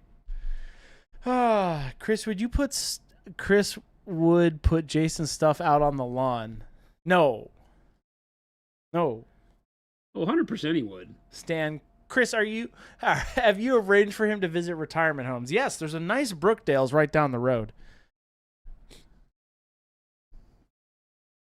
No, I haven't. Mo says, don't forget to prep for con crud. No, Jason plans on being sick when we get back. Oh, yeah, that's it. Yeah. I think I got the black lung pop. I can't wait for the announcement of home acryl. I don't know what you guys are talking about.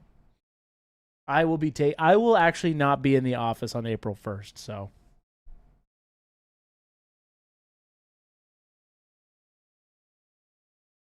Doesn't this work better if you say that I'm here and you're off?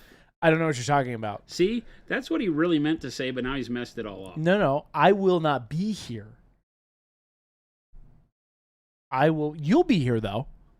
You'll be here on April 1st. But that's not what you were saying. No, you will actually be gone on April 1st. Oh my God. Chat, Stream will go on. is anybody following what's going on here? Because I can't keep up with following, this tomfoolery. Hey, welcome in everybody. It's Tuesday. We're bringing Tuesdays back. Where'd you go Tuesday? It's right next to Monday where it's always been. Yeah, it's the tone. Can you hear that? Like, Where's the where's tone the already. magic? Where's the love? Pour acryl premium? No, Ozzy. If you all thought, oh, just you wait. Change the locks. Change the locks. Hoobity hoobity hoo. Chad, I really apologize. I have no idea what's going on. Neither does Chris. Me either. No, I have no idea what's going on. This is Chris's sanity leaving the room. I don't know what's going on. All I know is that OneStep is here to stay. And for all of you who don't know, OneStep is this paint that Jason's using right now. Check that out.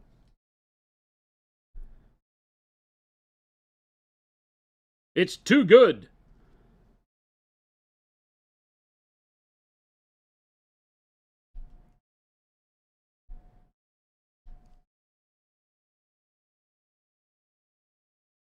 Have a I'm Halloween not line thinning it called at all. This is Horacryl. right out of the bottle. Yeah. Just enough moisture on my brush to make sure that the bristles don't dry out while I'm painting. But you don't have to do anything else. You can thin OneStep just with water. Yeah. Or with the OneStep medium, the special sauce. The special sauce will keep all of the resins intact better than water. But up to you. You can use either or. You do you. The We Punisher, just bring the convenience. The Punisher says, how many steps in his painting process does he use this paint for? All of them.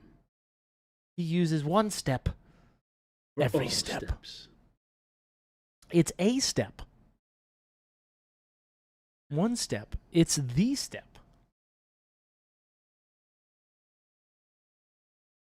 It's also another tool for your arsenal. There's already people out there like, I don't know if I like the name. We don't know if we like the name. Hey, what are you going to do? Yeah. It's a step. One step. Tough. We didn't ask you.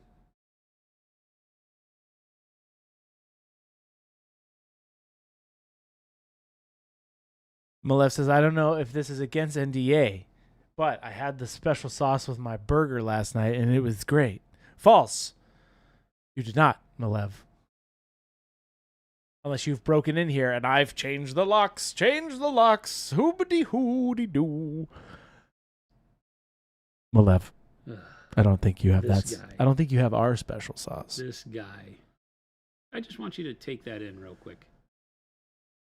Breathe it in, chat. Breathe it in, chat. Graphite green. It's too good. I'm going to have to make sure I don't sell you this color.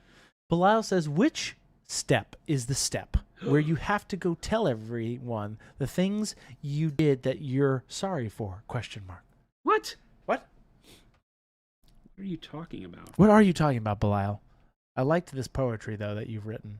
I'm not sorry for the things Which is the I've step? done.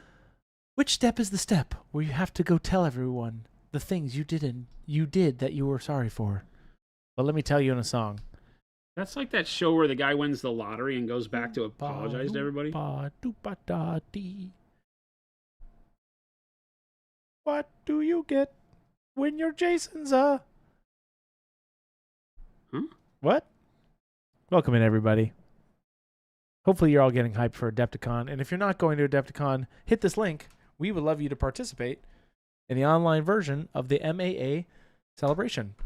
We're hosting it over on the quarterly challenge on Base Layer. You can still submit, which you should. If you don't know what Base Layer is, go check them out. They're a social platform that's coming up and where you can show your minis with other artists. It's actually really cool. There you go. They get free pub. They get free pub. They do get free pub. They're super cool people over there. There. I'm on there. Jason's on there. They didn't even pay us to say this. They didn't. It's actually really cool and fun. Show the world. Show the world.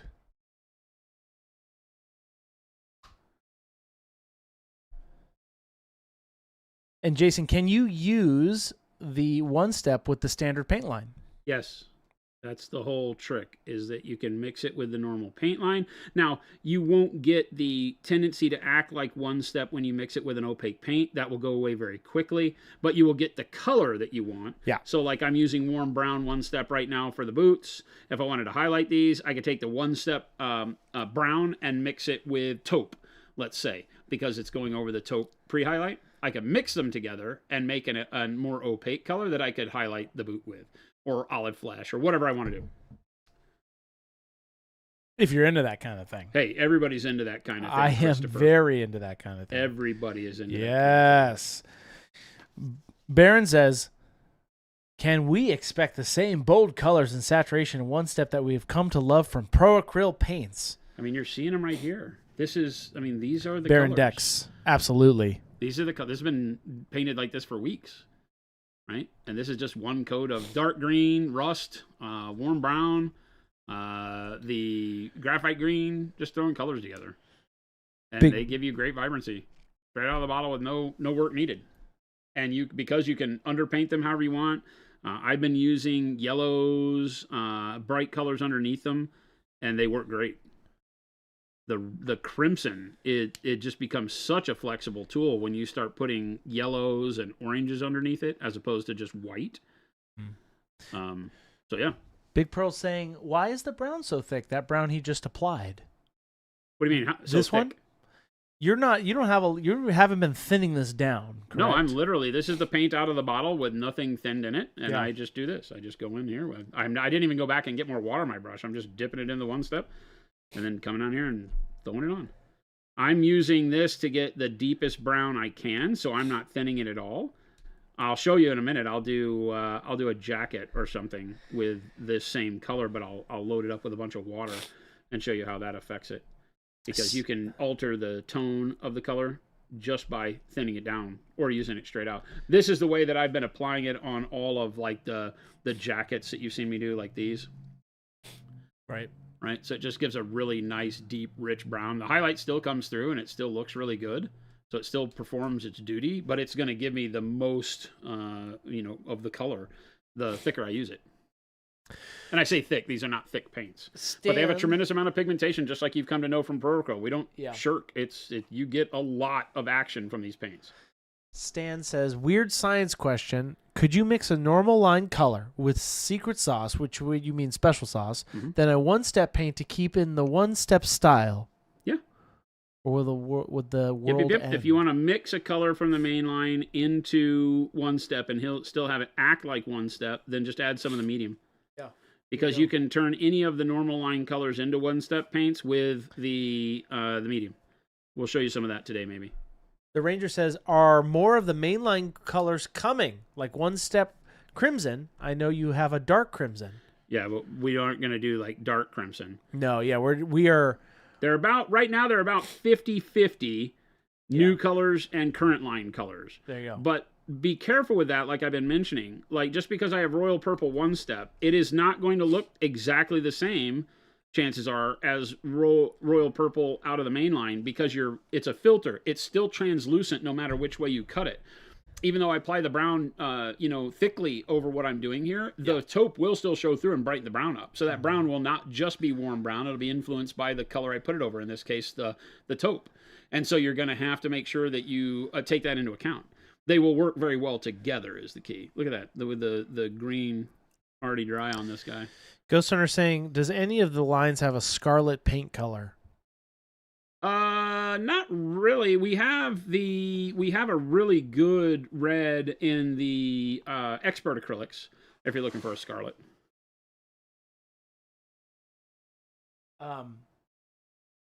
Coyote Clausen says, I've had an issue. Oh, this is a good one. I've had an issue in the past with contrast/speed paints pooling on flat surfaces and drying with dark spots across the model, i.e. Space Marines. Yep. How does OneStep behave in a similar situation? Like a pro. It acts like you would hope Pro Acryl acts. It doesn't do that. Now, if you use it on the side of a tank where you have a big, broad, open, flat spot, it will pool like paint pools at the end of your brush stroke and stuff. There's no way to stop that. Right. And if you let big pools of paint dry and you have thinner paint in other areas, it will do that. But the way the paint acts does not do that naturally. So I want to make that clear. When I'm just slopping paint on here, I have no worries. That's all I did. If you watch yesterday's video and you see how I put paint on this cloak or this jacket, it was literally just glomming it on. And when it dries, you don't get those dark pooling spots. And that's a big open area of plastic, right? But you don't see big splotchy coloring on there. It just doesn't do that. And that's not any special application. That's just the way the paint works. It's meant to lay as smooth as possible and not pool by its nature, whereas the other ones kind of do. They're more like painting with snot and consistency, whereas ours don't do that naturally. Now we've been testing on all sorts of miniatures. You can see like the blue on here is all OneStep. I got to reprime some of your stuff, huh? I don't know. I mean, I'll just reprime We've them. gone through a lot of these models just because we've been throwing paint all over them. Well, and there's just been different variants and such, right? Yeah. This one you can see that with enough coats, we put like 6 coats of blue on here, and you can see where I slapped it on and it just builds up at the bottom. It got dark, but zoom in real close. Yeah. You'll notice that even that it actually blends into the dark part and doesn't just sit there as what looks like a blob of paint. I wouldn't want that. I wouldn't want the darkness at the bottom unless maybe it was mud or dirt. Yeah. But just showing how you could basically just flood the area and leave the droplets, and you'll see that it even blends back like our washes do. It creates a gradient to the dark spot. So even in the worst case, you still have something that you're not, it's not horrendous, strip the model, kind of stuff. Here I wet blended some of it. Glom's a fun word, Malev. Glom it on. Glom it on. But yeah, I mean, everywhere that we've been using it, I've been doing the same thing and showing you that, it doesn't really, here where we mix the colors. Oh, that's why I did those. That's why I did that. I have more trainers for you. God. I've got good stuff. I have good the goods. You see how he's his own biggest fan, chat? Don't you see anything, mister? Well, if I don't see it, how do I know you did it? I just love it with like, Jason, I'm going to use my hand to show these people how to paint. Use a trainer. My God. He takes it very personally, Chad. I don't take it personally. I just take it frustratingly. I love the hand. Don't get me wrong. The hand examples are good. But why not reach for that texture trainer? Just grab it. Because I don't have enough options. It's not on Jason. It's on me. I have to make more options. Right, Jason? I mean, I need clean models. I know. That's why I did a bunch. So the next time you do an example, we'll do it on a clean texture trainer. How about that? Sure. Oh, he gave me the sure. Sure. Sure, Chris. Sure. Now shut up. Sure, Chris. Sit down and shut up. How about you sit down? Stan, you're writing me paragraphs here, buddy. May seem like a dig, but it isn't. I assume different mediums mix with the mediums differently. So I assume for a royal purple, you have to use the same pigment mix for normal and one-step line. If they finish different, that is because of the medium. Yeah, 100%. But does that technically mean it's transformed the royal purple to a different color? No. Again, not a dig. Well, I'm not Any intrigued. filter makes the color a different color because by filtering, you're blending colors. You're blending the color you're painting with the color you're painting it over when you filter. And these are filters. They're just another type of filter. It's all contrast and speed paints are. They're just filters. Mm-hmm. They're filters that work in a particular way. They're meant to give you more contrast on the model, hence the GW name, with one quick coat. But they are just filters. They're going over a top coat. You can't put these over black and get much because the black is filtered through and reduces the amount of color you see. So you put it over white and bright colors, right? That's why they initially, when they came out with contrast paints, it was all supposed to go over Wraithbone, right? Yeah. They said that and for best purpose, you put it over a Wraithbone prime model. Right. Right? Because the Wraithbone, not being white, kept the colors intense that you put over it in the contrast paints, whereas white desaturates those colors a lot. What? So same way I'm using taupe here. Taupe Yeah. is our Wraithbone, right? So Model is from Legion, by the way. And Scorched Earth says, I have a random question. Random question. I'm painting MCP Green Goblin. I'm painting the fire/smoke and trying to do it like El Miniaturista, using Flowo acrylic ink, but it just doesn't look right. It's kind of coffee stained, looks super glossy, and just looks bad. Any advice? That's a process where I would have to see your steps, because when you look at the way he does his stuff, there's a tremendous amount of layers of white in between all of the applications of his color. He does that a lot. Right? And so the key to painting anything like he paints is using white as an undercoat to build your contrast. So you might be doing orange flame. So you'll paint it white, then you'll put the orange on. Then after the orange is on, you'll paint it white in the areas that need to be brighter, and maybe you hit it with orange again, right? So it's a constant back and forth with white and whatever color he's painting. That's his trick. That's how he keeps that bright color and lack of desaturation going, because he's always throwing it over a bright base of white. And so that's the key. And that is very difficult to get good at doing, because knowing where to put your white and how to build it up takes a lot of practice. Faceless Prol, hey, first time chat, thank you, welcome in. How does the special sauce interact with the expert acrylics? Fantastic. I mean, you can mix them just like you would anything else. You're going to wind up with more of an opaque color, so you're really just mixing for color at that point. Yeah. Right? That chrome oxide green would look really cool. Okay, now you can mix the OneStep medium with those, so you can thin down your expert acrylics and get like nickel azo yellow. Yeah, I was just thinking as a OneStep color would be rad. Well, I'm Faceless. I don't know if that was what you sap green and nickel make an amazing orc skin. I would love to be able to do that in OneStep. Oh, yeah, you just need to mix them with the OneStep medium. Oh my gosh, dude, color chrome oxide green, one of the new expert acrylics coming out in our series 2. That would be cool with OneStep for orcs, I bet. You heard it here, chat. 100%. Plus the red tint for the flesh tone will give you a really nice flesh. Oh yeah. Look at all this. Yeah, you can deal with any of the expert acrylics and mix them with the medium. You're just going to need to thin them down into liquid form to really get the most out of it, of course.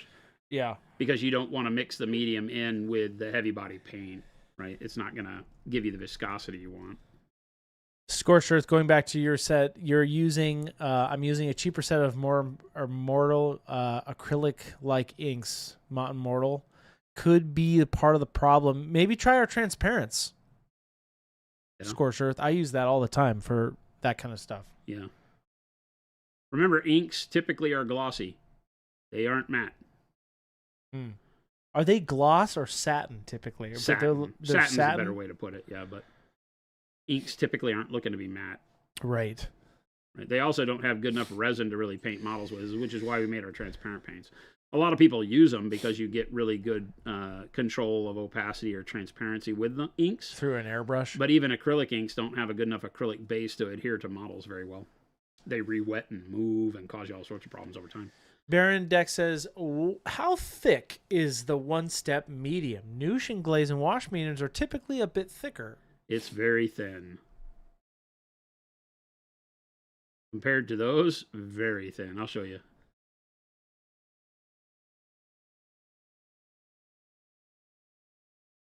Scorched Earth, I use the transparents all the time.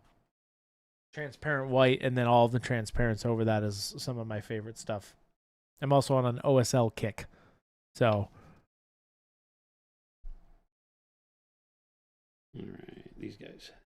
Especially for the fire smoke, if you're trying to do that, that would come out pretty good. Double T as a filter, transparent black and white are a must-have. Oh yeah, absolutely. Transparent white. Yeah, transparent white is our answer to white inks. Yeah, I use that stuff on everything.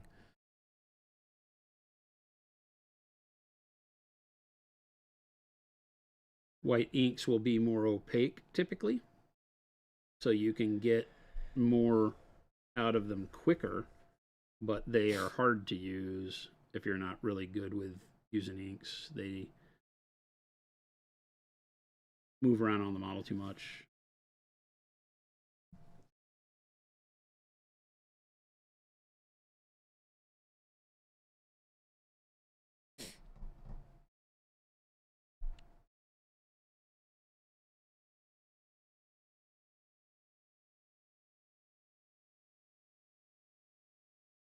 Sazzle says, can I use transparent white through the airbrush to Zenithal, or would it be better to use just titanium white? I love transparent white through the airbrush. It will give you grays over black. It will be hard to build it up to a pure white because that's not what zinc is built for.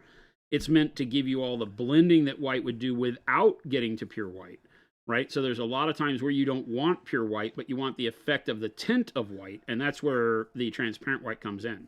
Then you can go over the top of the transparent white with a little bit of titanium white for those ultra bright spots where you need to push it all the way, maybe. So the two in tandem work great. But there's a lot of times where you don't need pure white. And so the transparent white works great in those cases.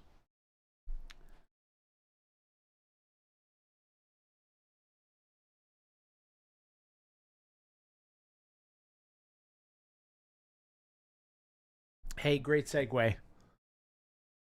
We're cramming for the exam. Dallas is going to be on tomorrow.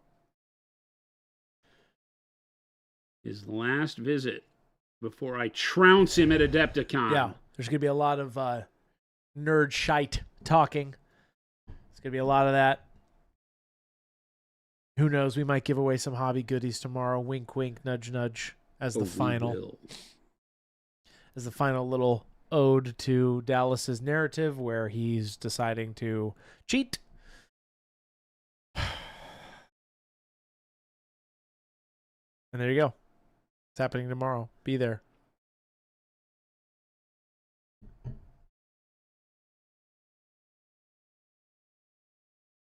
Carl Duty says, what's an example of an effect you might use for transparent white? I have transparent set, but have never used the white.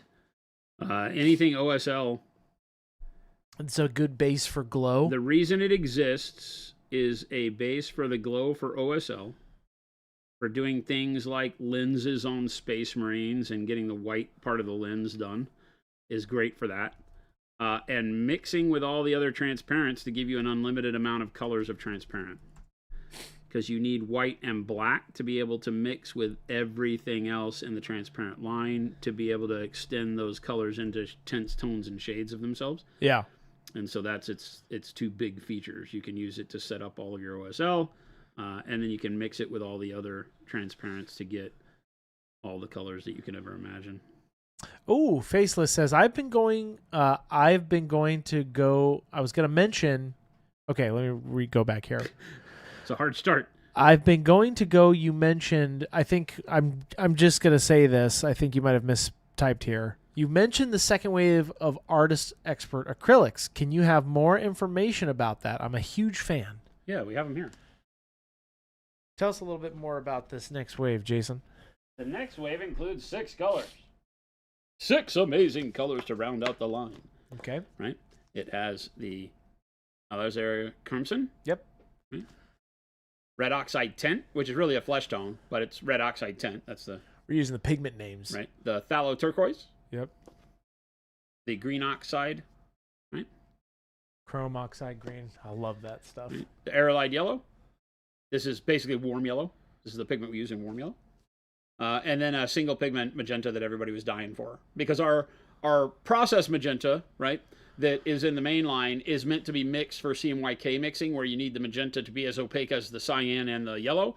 And so all of those have a little bit of white to them for the opacity, so that when you mix them, you get the color you expect when you're painting CMYK. If not, whenever you look at the way CMYK mixes, like if you look up in a book and you say it's 2 parts cyan to 1 part magenta and 2 parts yellow, and that gives you a color you like. If you do that with actual single pigment CMYK, you will never get the color you want, because the yellow and the magenta are way less opaque than the blue, right? And so when you mix them, you have to change all that, because any of those process mixes, recipes that you look at assume the similar opacity for every color. And so that's why those, the cyan, magenta, and yellow in the line are built the way they are. They hold the same opacity, so you can blend them together for whatever you want. This one is a single pigment, so as you can see, it's super trained. This is the same as dark magenta in the normal line. Nice. So 6 new colors that round out the line, bring it to 22 colors total. And that is everything you could ever want to do with the range. Yeah. There you go. I like that green. That's like one of my favorite colors of green. That's a great color. And when do these come out, Jason? Right after talking Adepticon. I think it's the first full week of April. Yeah. They'll be out before OneStep has its world launch. We just didn't want to muddy the waters with Adepticon and all the OneStep announcements, so we're holding it until right after Adepticon's over. And Magpie says, how are the expert We'll probably have different? them at Adepticon for early sale. Yeah. As a matter of fact, I'll guarantee we will. Well, I can't guarantee we will. If they've already got everything packed up, they might yell at me, but I will try to have the crew take them over with us to Adepticon. So if you go to Adepticon, you can buy them there. What Magpie's asking, how are the experts different? So what makes the expert acrylics a little different, Jason, for somebody who doesn't know? Okay, so think of them as the font from which ProAcryl flows. Does that make sense? They are the parental way that our paints are made, right? So all of our paints are made like fine art paints should be, not like house paint. And that is what the expert acrylic line is. It's just a pro way to make heavy-bodied acrylics. Ooh. So they're not different at all, other than they do not have the dilution of being in a water suspension like the normal line does. So the only thing that they're probably not very good for is airbrushing, and there are people out there that will mix them with airbrush, mediums to, or with our glazed wash medium and turn them into airbrush paints. You can do that. But I don't think it's worth it. You just use the paint out of the bottle because it sprays so well already with our normal ProAcryl. But their pigment load is even higher than our normal paints, right? And they're really just a way for us to offer a part of our ProAcryl line that would allow people to work better on canvas. And for those people who come from a background that like using paint from a more professional artistic style, that are used to mixing CMYK and things like that. So we have the processed cyan, magenta, and yellow, and that's why it's also a limited color base. But there are some colors that we can do in those that we can't do in a liquid acrylic, right? Like the nickel azo yellow in specific, the chrome oxide green, right? Those are a little bit more difficult to make into a liquid acrylic. Not impossible, but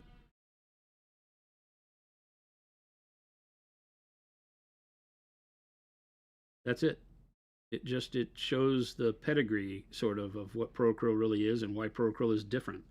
Because we make fine art acrylics. We don't make, cheap paint. All right, sorry, I'm back. And these are not like, Liquitex student paints. These are akin to Schminke and all of the very high-end Winsor Newtons and things like that. We blow them away. The people that have tried the expert acrylics who are used to very high-end artist acrylics are blown away by the way our pigment transfers. The things that makes us different from other heavy-bodied acrylics is that they act more like a soft body paint, but have the pigment load of a heavy body paint. And what that means, if you're not familiar with that type of paint, means that it is smoother, easier to use, spreads on the model very nicely, lays very flat and doesn't cover up details like chainmail, whereas very thick, heavy body paints typically, dry with a dimension to them. So. Catfish says, I assume the OneStep in a bottle will perform better than mixing the OneStep medium into normal paints, ? A little bit, yes. Only because you're not fighting the resin and the makeup of the pure paint that you're putting into it. But we formulated it to where it works well either way. So you will not be mad about mixing it with normal colors. I've used it on, bright jade. We've mixed it with, the most recent color was dark golden brown, right? And it works great. So you won't feel like you're losing anything by doing so, but you are correct. If I can make you a color that's pre-mixed, it will work better because it's formulated from ground up to do that. Yeah. And you're not fighting like the opacity of the normal paint. Expalson says, hi. I hope Hi. It's okay to ask. Always okay. Always. But do you have any advice on how to do a metallic white or white gold armor? I have a project for Heresy Blood Angels I'd love to try. Metallic white. So we White make a gold. metallic medium And the metallic medium mixed with, our transparent white or bold titanium white would be a great way to make a white metallic. The metallic medium is one of the most tremendous paints we make. It is loaded with metal flake. Yeah. Right. And so what its goal is to mix with another paint to give you metallic colors of any type. Yeah. And also to thin your normal metallics with in a way that doesn't lose the metallic shine. Right. So if you're going to thin our gold way down, let's say, to glaze with it, you can put metallic medium in it, and that'll help protect losing the mica flake, because as you thin metallics, the mica the metal flake part spreads around a lot and can look very inconsistent on the surface. So you can use the metallic medium to do that. But mixing it with white transparent will give you white metallic. There you go. And so you can do that. And then you can also mix in some gold. You can mix our gold, or we have a white gold. We do have a white gold. And you can mix the white gold in with it to get more metallic if you like, or whatever you want. A very, very flexible way to do that.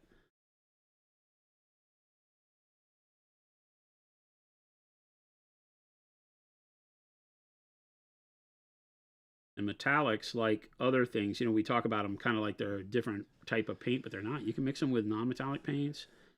You get colors you like, and then if you mix a metallic with a non-metallic, and you get the color exactly the way you want it, then you add some of the metallic medium to it to bring the shine back.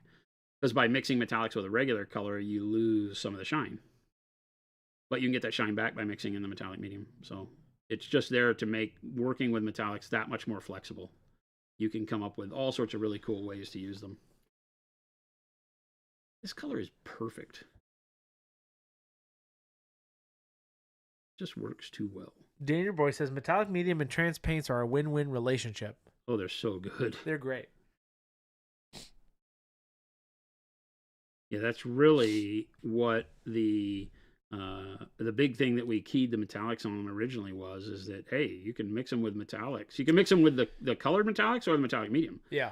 Because one of my favorite mixes is bronze with blue metallic. You get this just amazing seafoam green metallic color out of it. So don't discount the fact that you can take the premixed metallic colors and mix them with the transparents to get amazing colors. Yeah. Yeah, the metallic medium is one of those sleeper paints that people don't remember sometimes. A lot of people have had it for years because they bought the metallic set, and they're like, what do I use this for? Danger Boy, yeah. The demo of the glazing metallics you did helped me out a lot. Oh, yeah. Don't treat metallic like any different than normal paint. You can glaze with it, dry brush with it, do whatever you want to with it. The moment you realize that metallic paint is just paint, it really comes alive. A lot of people treat it like it's something totally different just because it looks different in the end. Just treat it like paint. Wet blend with it. We did a whole thing years ago where I wet blended an entire model, big robot, with metallic paint. I think I wet blended bronze and white gold, or bronze and light bronze, or one of the silvers and bronze. I don't remember. Did he mean bronze mixed with blue transparent ? Yeah, is that not what I said? What did I say? I don't know what you said. I thought you did say that. Yeah, bronze with blue transparent. Sorry if I misspoke. That was what I was intending to say.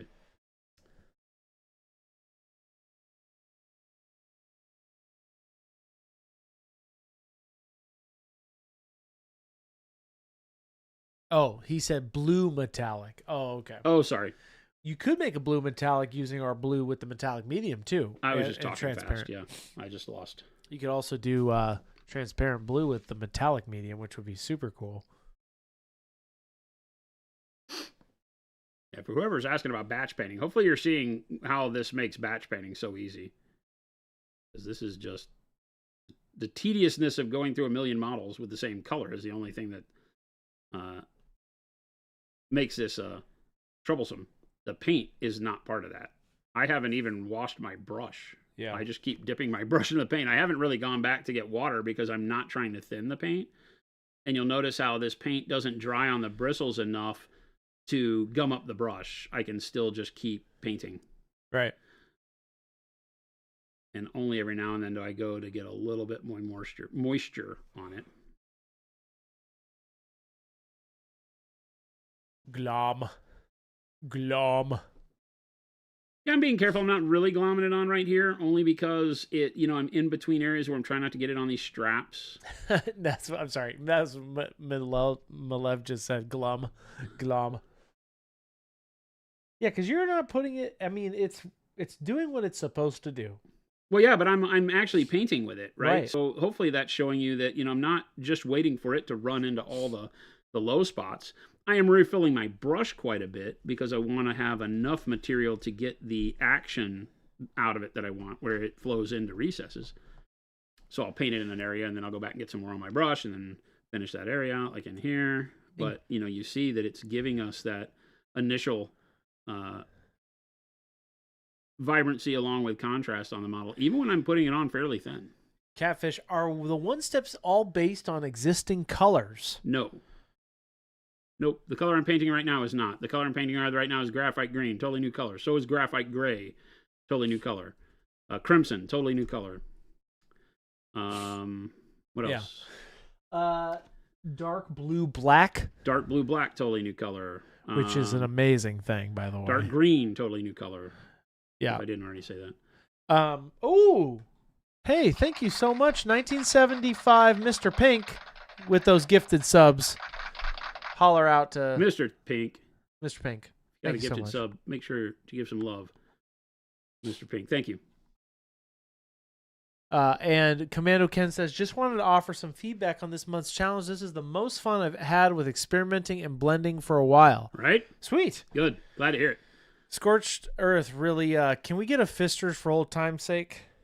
Fisters! Did they ever get back to you? No. That's all right. You got to keep pinging them. They're rocking in their fame, not paying attention to schmucks like us. Or they're just not going to respond, and then one day you're going to be watching, and it's going to be Fisters! Now, could you imagine? No. You never know, Jason.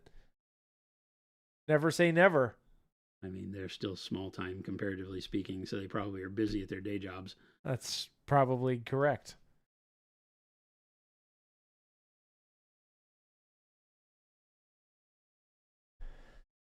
But it does not discount the fact that I would love to see the Fisters come alive.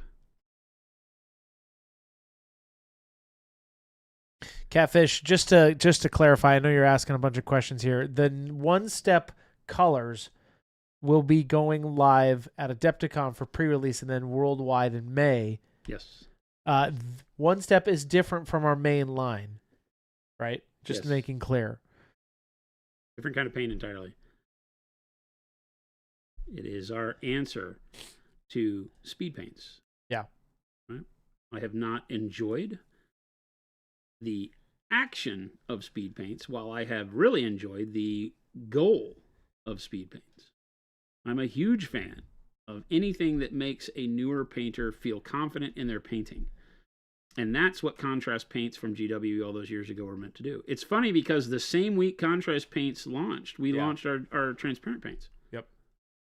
Without any understanding. Contrast came out of nowhere. Nobody knew anything was going on. And we released our transparent paints, right, as a way to do filters and things easier. And then the contrast thing hit. It made me think. I was like, oh, I get the idea. But what a bad paint. Yeah. Just from a chemical standpoint, it's like, ooh, that's really rough. Yeah, it's very... I would not use that. It's very stainy. I would not use that. It's like a polyurethane. It's like polystains. It's like bright color washes. There's not much in that difference. Polyurethane stain mentality, and it just didn't vibe with me. I'm like, it's like painting with snot. It works really weird. It leaves dark spots where you don't want them, and So I just kind of poo-pooed it and thought, yeah, I can see using it as a glaze when you're a more advanced painter. But as a beginner, you're going to grow past it pretty quick because the results aren't very good. Yeah. But it always was in the back of my mind. And a lot of people asked, would you ever make it? And we said no. And then, like everything, though, it's like when we can make a paint in a way that I will use it and enjoy it, then we'll take a look at it. And so over the years, what we've done is come up with OneStep. And believe it or not, OneStep is an offshoot of a project that has still to find its way to completion. This was not my intent. We just stumbled in the development of another product across this formulation that I felt really good about. And I said, you know what? If we can pull this off, this is what I would call, pro acryl entering in that realm. And so we decided to kind of halt the gears on the main project that we were working on that led us to this and see if we could prove this out. And we did. There you go. You've seen me using it during that entire time. And it got to a point where I was like, oh yeah, I can see painting with this. Sugar Rush says, when the new heavy body comes out, will I be able to get U.S. brushes? You can get U.S. brushes and the new heavy bodies at Adepticon. So that part, yes. When they hit the web store, maybe. The brushes may lag a little bit, but the heavy bodies won't sell out instantaneously, I don't think. So you should be able to get them. We say that. If you wait on the brush. I say that every time. You say that every time, man. We did that with the first ones. Oh, don't worry about it. You'll be able to get them and they're gone in like 3 days. I will let you know when they first go live. And just to segue off of Jason's, we only plan as much as we can, right? Like we make estimates and, The problem is we have to share production across all of our products. That means miniatures, paint, and soap, and now brushes. And so it's tough for the team when we have a big release like paint, because they'll be working on producing the paint and can't stop gears to, go do brushes all the time. We just don't have that many personnel, because not any of those paint is a full-time job. Yeah. But the brushes, until we get them up to speed, is not something where we just have a team doing it all day, every day. Yes, and they are the same brushes. We make the handles. Yeah. Somebody was asking that. Yeah, the brush heads are exactly the same. The handles are exactly the same wood. Yeah. From the exact same producer of, lumber. We just do everything from the raw dowel to the, the painting of the dowel, the varnishing, the lettering, and then the crimping of the brush head on the brush. So we assemble, I guess is the best way to say that, all of the brush. But it is the exact same master brush makers in Germany making the brush head. There's no difference. So the brush you see me painting with right now is a U.S.-made Pro Sable number 4. Mm-hmm. Right? We just did everything behind the ferrule and attached the ferrule to the brush. So we were able to purchase all of the equipment from the brush manufacturer to do this. There you go. So this is actually, these brushes are made with the exact same dipping machine that has been in use for over 50 years. We retooled it because it was in 60 cycle power for Europe. So we had to redo the power supply and some things on it and automated it a little bit better than it was over there because it's ancient. Yeah. But it's fun because we have the machine that dips the handles into varnish or into lacquer that has been dipping brushes for over 50 years. So it's kind of cool. There you go. It's an antique machine that we brought back to life, so it's a lot of fun for me because I dig that. It's a cool vibe. Yeah, Jason, we should do that with a camera. Yeah, we can do that. When we make a run, we can film it and let everybody see. No, I meant we go get an old camera to film the old machine. I don't like you anymore. You're just trying to find You ways literally just said, yeah. You're literally just trying to find ways to waste my money. That's what you're doing. That's not a waste. Yes, it is. Whoa. Let's all back up a second. What does that camera do for me, Christopher? It produces content. Film me eating burgers? That's different. We could, which would actually be hilarious and awesome, but I just want our company to have one of those cameras. For no reason other than you want one of those cameras. No, I think we can make content with it. Oh, my God. That's the whole idea. You can make content with an iPhone. Oh, gosh. Oh, my God, he has no vision, chat. He's such a Neanderthal. I don't know how to deal with it. He doesn't want. You can make it with your phone. He doesn't want a $19 million 1970s They're not camera. They're not that expensive, actually. They're actually very well priced. What does very well priced mean? Like $2,000. Oh. For a camera that filmed probably 99% of the movies we saw in the 90s. So everything we film will look like Teen Wolf? No, or 16 Candles? No. Jen would love you if every commercial we film from here on out looks like 16 Candles. Looks like a John You would tell Hughes though. flick. You would tell. The sensor and the coloring that those cameras produce are very iconic, so you would tell that this was shot on an older camera. Would it look like Goonies? Yeah, Mo. Christopher, It'd be only 1080p. Christopher, we can talk to you and your father about it, and maybe for Christmas. Okay. It's only in 1080p though, Mo. It's okay. 1080p is fine. 1080p is great. Actually, they benefit you more now with 1080p, believe it or not. So everybody realized you have 4K, and then they're like, wait a sec, why do you need all this? This phone is only 5 inches deep. There you go. It's analog, chat. Well, the bigger thing is that the eye can't see. They can't see it. At all of that high-tech nonsense. And then they can press your crap anyway, so there you go. Yep. Welcome to the world of lies. So we're going to get an Arri Alexa Classic just for you, chat.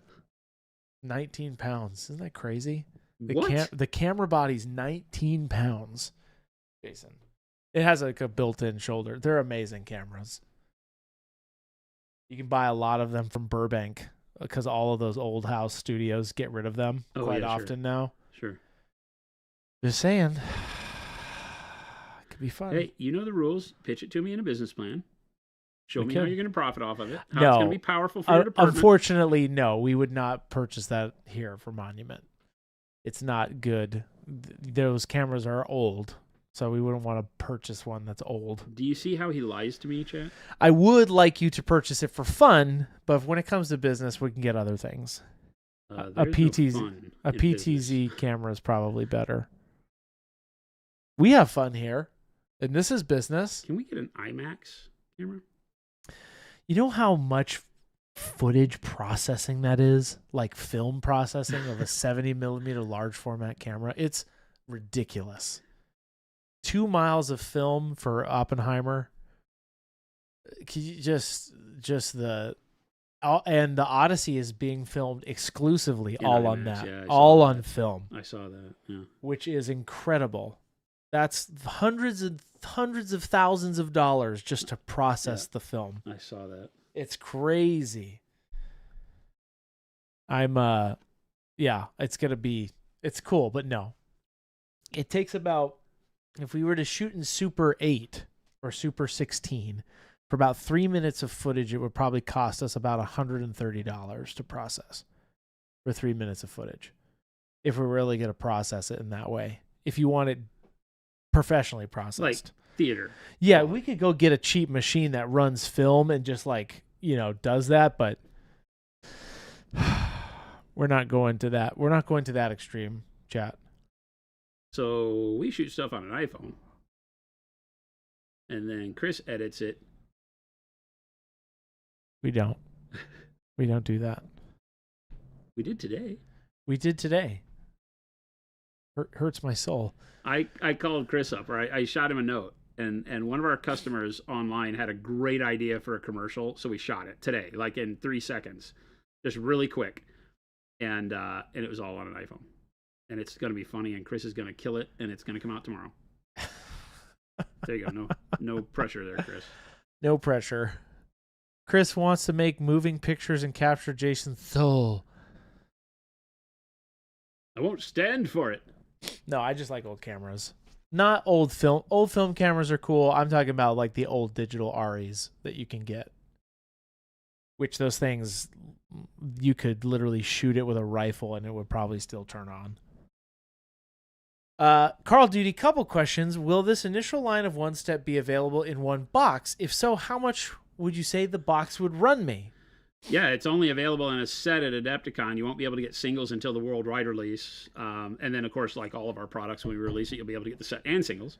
But Adepticon has a set, and I believe it's $68.50. I don't quote me on that, or $67.50, something like that.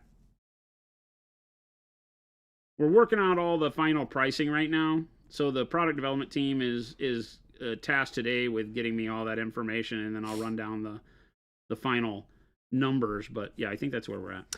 Ooh, Mr. Pink, if Jason was to get the green on the warm brown, how hard is it to correct with OneStep? Would the brown need the reprimates? You're going to get a darker color, right? So the green over the brown, if I were to get it on there, is going to make a darker spot. So how would I fix that? It's a good question. I mean, it's gonna. well, let's do it like on this guy's butt, right? So like if I get some of the green on this side here, Yeah. right, and you know it, then you can clean the brush off and you can just kind of move it, right? Because it stays active a little bit longer. Yeah. So just very quickly you can fix it and it doesn't re-wet the brown or move the brown. So you can just do that and you're done. If you were to let it dry, you're just going to build up more darkness. So you would probably, the easy way would be to like feather it a little bit and make it darker and then put the brown back over it and make it look like a shadow. If you got it like out in a bright spot, like on his knee, then you would probably want to go back in and feather the taupe back over that, whatever you used as your zenithal, and then do the brown back over that, right? Because these are filters, and filters are the hardest thing to correct. You know, think about when you airbrush something, it acts almost like filtering paint. And then if you have a spot that you need to go back and correct, it's a pain, right? I've shown you how to do it, but it's one of the hardest things to do because of the way it applies the paint. It's not like in this big opaque area where you can just paint over it again and ta-da, works. So, you know, these paints are no different. Just be careful as you're applying them and be ready to, you know, you section off an area if you get a mistake and repaint that area. Not the end of the world. You're not the end of the world. I am the end of the world. Evil. Evil.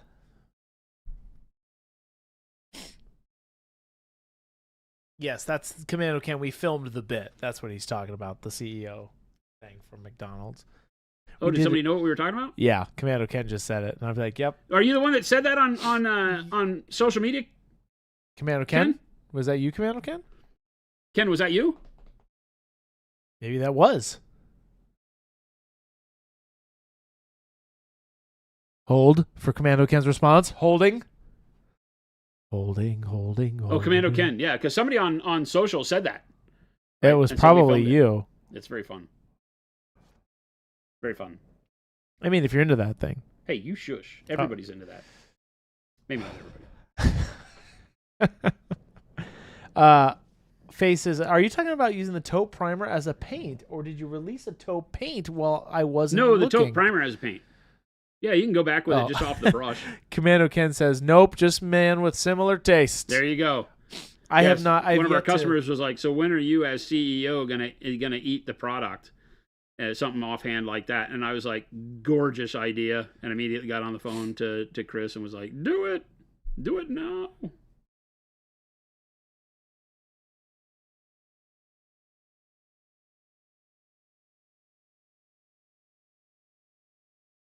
I have yet to see this gag bit, but I get it. He lives under a rock.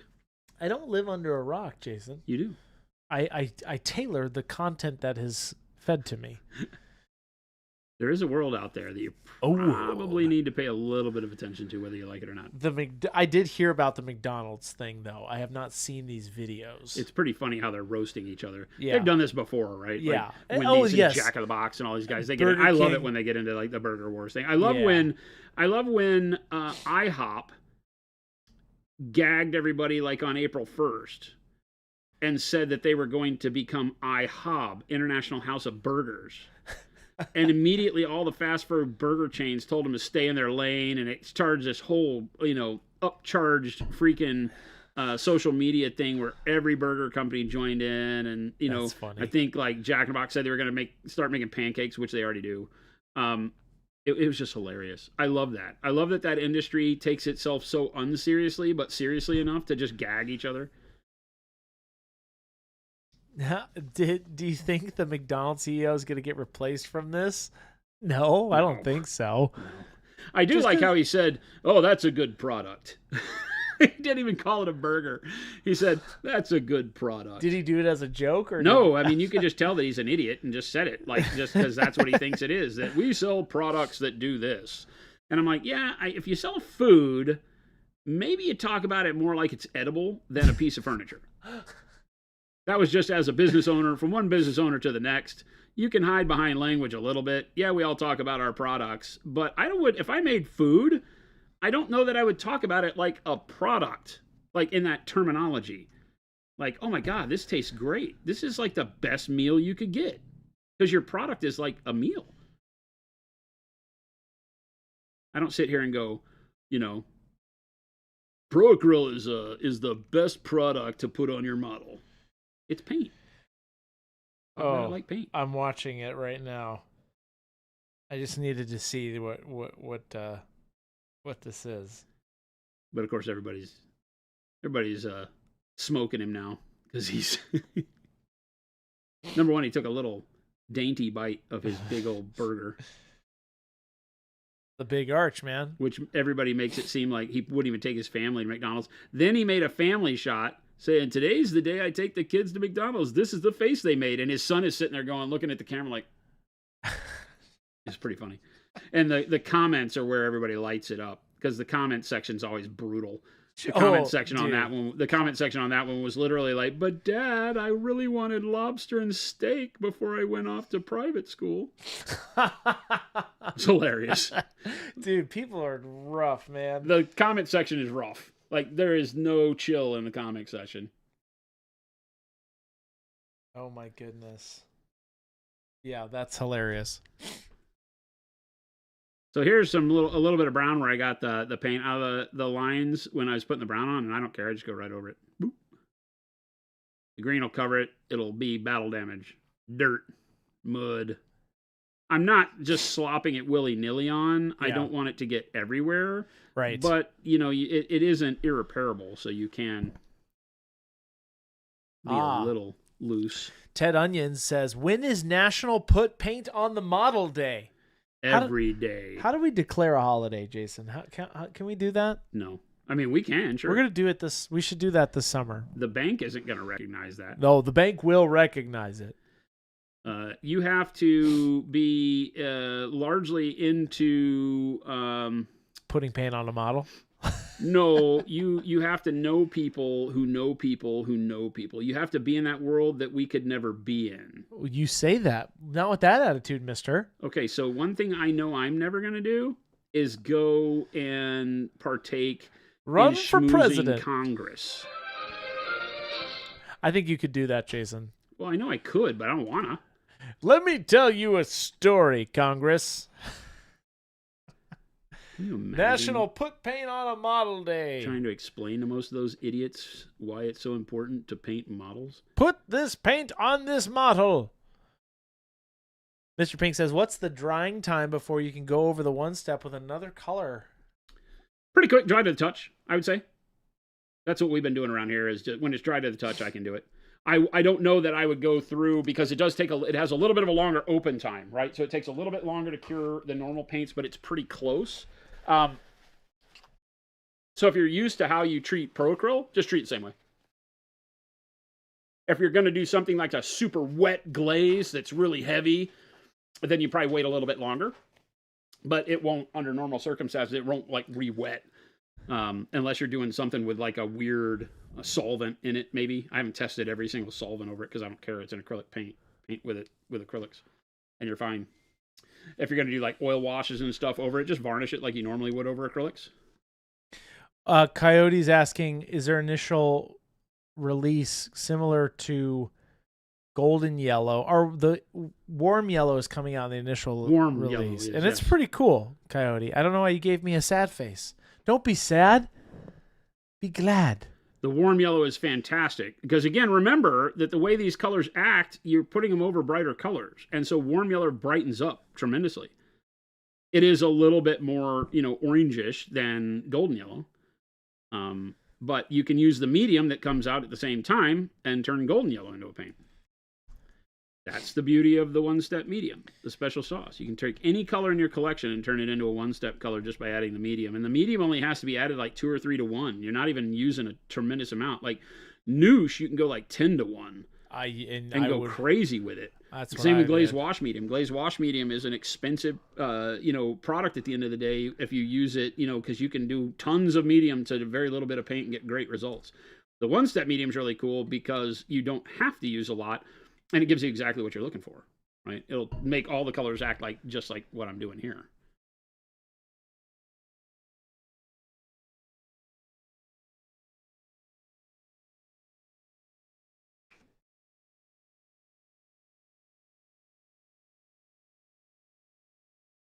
And it doesn't get easier to paint than this.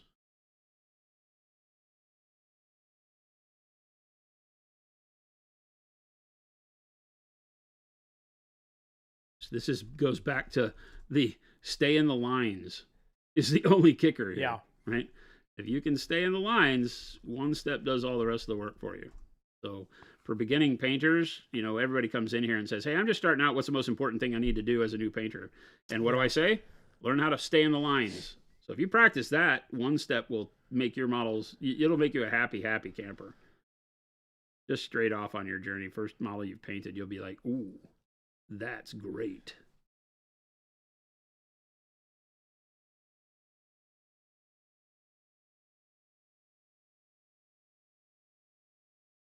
Sir Sheldon says, wait until Chris makes mayor/senator/president. Just mayor of Carefree. He's just trying to be the mayor of Carefree. I will have a national put paint on the model day, and those people will participate. They're artsy up there. They're also all 80 million years old. That's okay. The elders are good people. I'm not speaking out against them. Hey. I don't do elder abuse like you do. Whoa. But take it easy. What I'm saying. We love our elders, Jason. I mean, you should. We do. I don't see it very often. What are you talking about? Do you see how you treat me? I have treated elders very well my entire life. Do you see how you treat me? There are little known facts about me, chat. All right, let's show you. What time is it? It's 4. If I can real quick, because I think I got Gabe for a meeting at 4:30 maybe? Do you?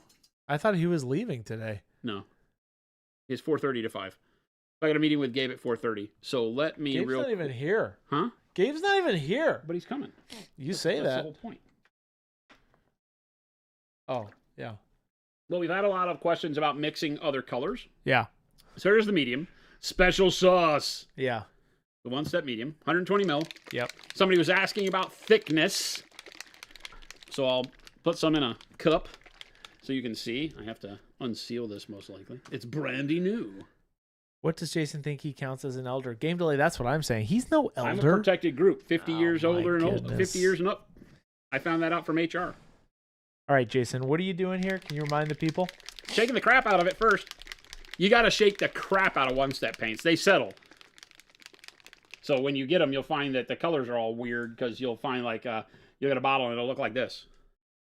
Yeah. Right? Where it's all separated. Yeah.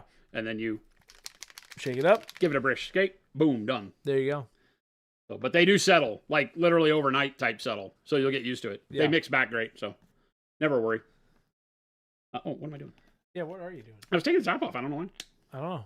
Right, so to give you an idea, if you're familiar with the glaze wash medium and or the noosh, look at as I turn it over without squeezing the bottle. Yeah. I'm not even squeezing.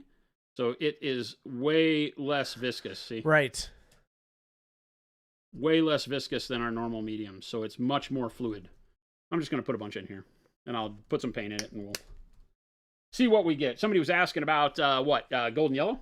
Yes. Golden yellow? Normally, I would say start with 2 to 1, so you get some opacity. So I'm going to add quite a bit of golden yellow in here, just because we added a lot of OneStep medium in there. So I'm going to make way more paint than I need. I'm wasting paint for you, chat.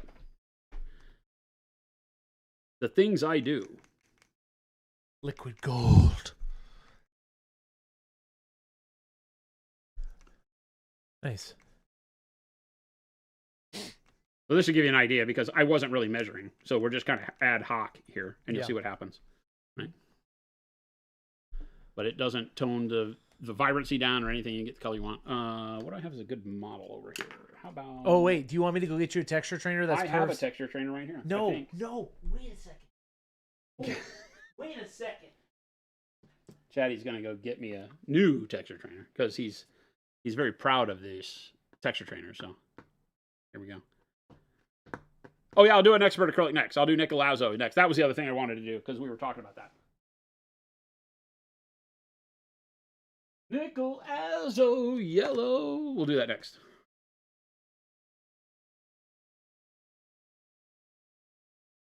And I'll try just mixing it straight up. No water. We'll just use more medium as the dilution to turn it into a liquid and see how that works. Do you want a crone, a warrior, or a hunter? Give me the warrior for the hair.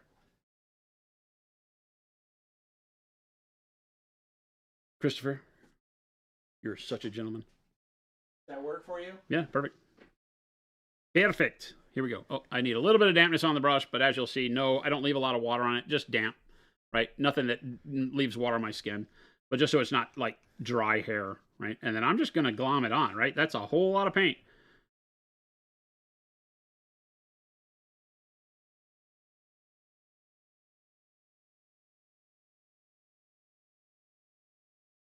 And you can already see that the tint strength is good. Getting a lot of color out of that, actually.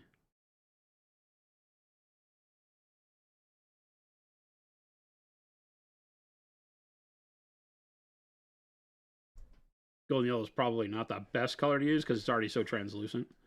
But that's working really well. I mean, she's definitely got yellow hair now.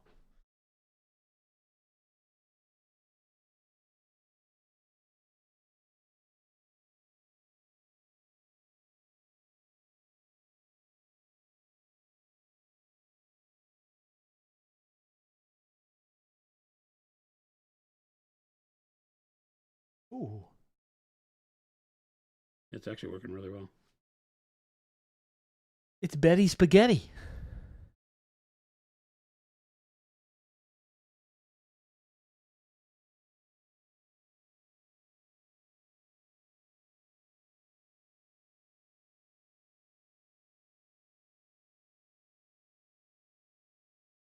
But the flow is perfect. It's literally like exactly where you want it, right into the recesses. Acts exactly like the OneSteps you've seen me use straight out of the bottle.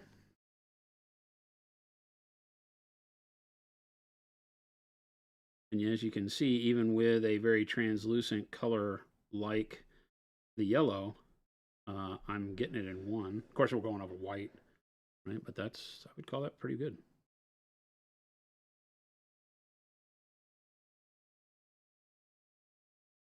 Nice. Covered in one. Bingo.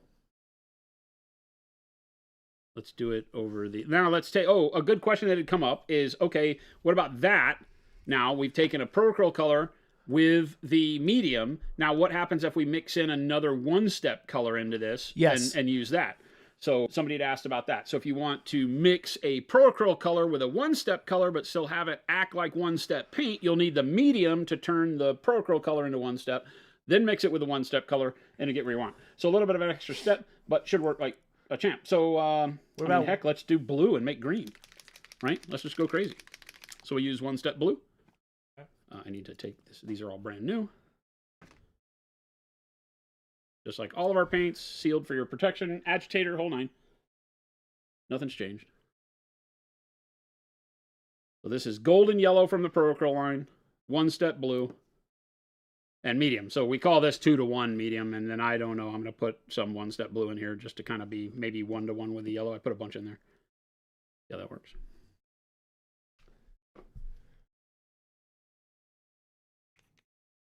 Oh, awesome. That's a really good green. Like a phthalo green. Yeah. Blue green. You can see the one-step color has a very nice tint strength, but it mixes fantastically, just like you expect from all Pro-Acryl colors. No oiliness, no weird pigmentation, no swirling. It's just paint. It works the exact same way you would expect it would, right? And then we can just go straight in here. Again, just a little bit of dampness on the brush. Get rid of all that base yellow I had on there. And we'll do the leather armor this way. What ratio of special sauce to Pro-Acryl do we need to make a Pro-Acryl one-step? About 2-to-1 medium to paint is where I'm telling people to start.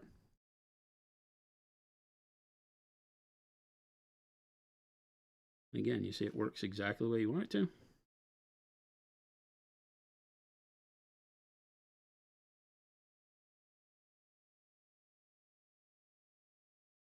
I am really putting way too much paint on this just to show you. You'll see it in big puddles. Just to show you, you don't have to do anything special. Just put the paint on the model. Flood the area if you want. I don't recommend flooding it like I'm doing. This is more for demo to show you how it will respond to this. But yeah, but look at those like coming back in the as it's drying. Yeah, because it acts like a wash. It settles very nice into crevices where you want it. Right. But it also leaves a really good gradient across all the upper surfaces where a wash, it doesn't have the tint strength. It wants to leave a good gradient, but it's very mild. This is going to be way more aggressive with its coloring, as you can see. Yeah. Like a true paint, more like our transparents. What I was saying yesterday is that this is like a hybrid between our transparents and a wash. Right. Because it stays where you put it. It's going to color everything aggressively where you put the paint on. And then it's also going to run into the crevices and build more pigmentation up. So, right. So there you go. That is blue OneStep out of the bottle with golden yellow mixed with the OneStep medium. Right? And you can already see that it's doing what it's supposed to do. Right. Nice. Hey, weren't you glad you were on a Zenithal quick texture trainer model? Yes. Now, last but not least, somebody had asked about the expert acrylic, so let's do that real quick.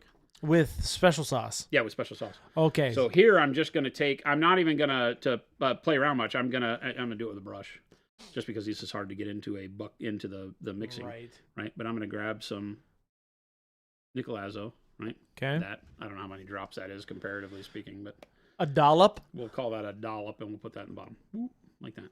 We don't really do scientific mixes, everybody. No. It's all about the feel. But we do it live. Okay, and then OneStep. So we'll call that 2-to-1-ish. Okay. 2-to-1. Ish. I don't know. This is a solid, so I can't tell you what's going on. Yeah, here. I was just about to say, I'm like, well, wouldn't it? It's almost I'm like adding more because I'm having to dilute the paint into a liquid first. Yeah, right. Right, and then I'm getting the mix for the color in the OneStep. So you'll see solids in there as I'm mixing it up. So I'm just playing around here.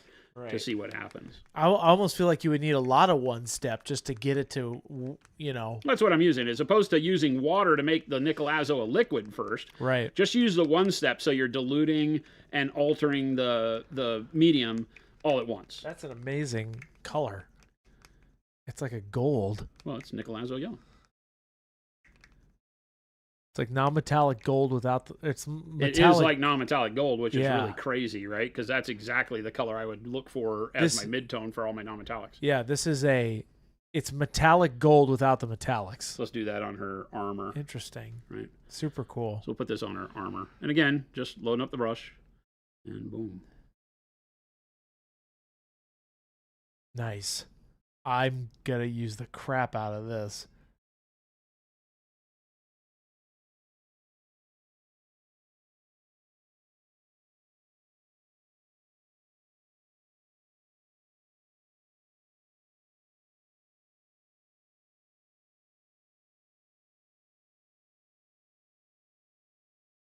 I didn't do it. That's cool. Yeah, very easily getting what we want out of the expert acrylics here.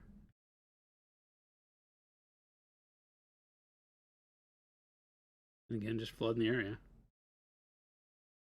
Lots of paint on model. Now, the more material you put on, the more you flood it like this, the longer you have to wait for it to dry. Just wait for it, like I said, dry to the touch, and you can pretty much start using it for other things until you get the feel for it. Maybe you do a couple of test models so you can see how far you can stretch it if you're planning on, wet blending over the top of it or something that's, fairly aggressive with more moisture. Just give it a test spot. Yeah. It's almost like the golden yellow. Yeah. Because remember, the white brightens it up, so you're not really seeing true nickel azo except in the midtones and the shadows on this, right? Uh-huh. Because the white is tinting that at a pretty good clip. That looks really good.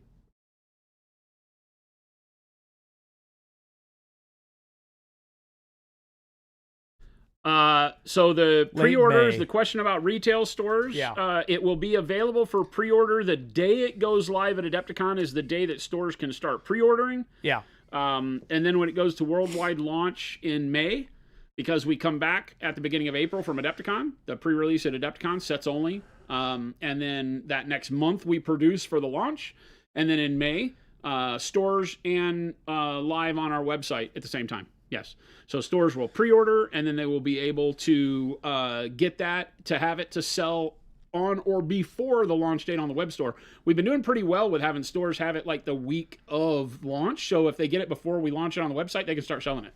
So if you go and tell your store to be on the lookout for it and they get their pre-order in quick, then they could have it before it goes live on our website for sure. That's very, very wet.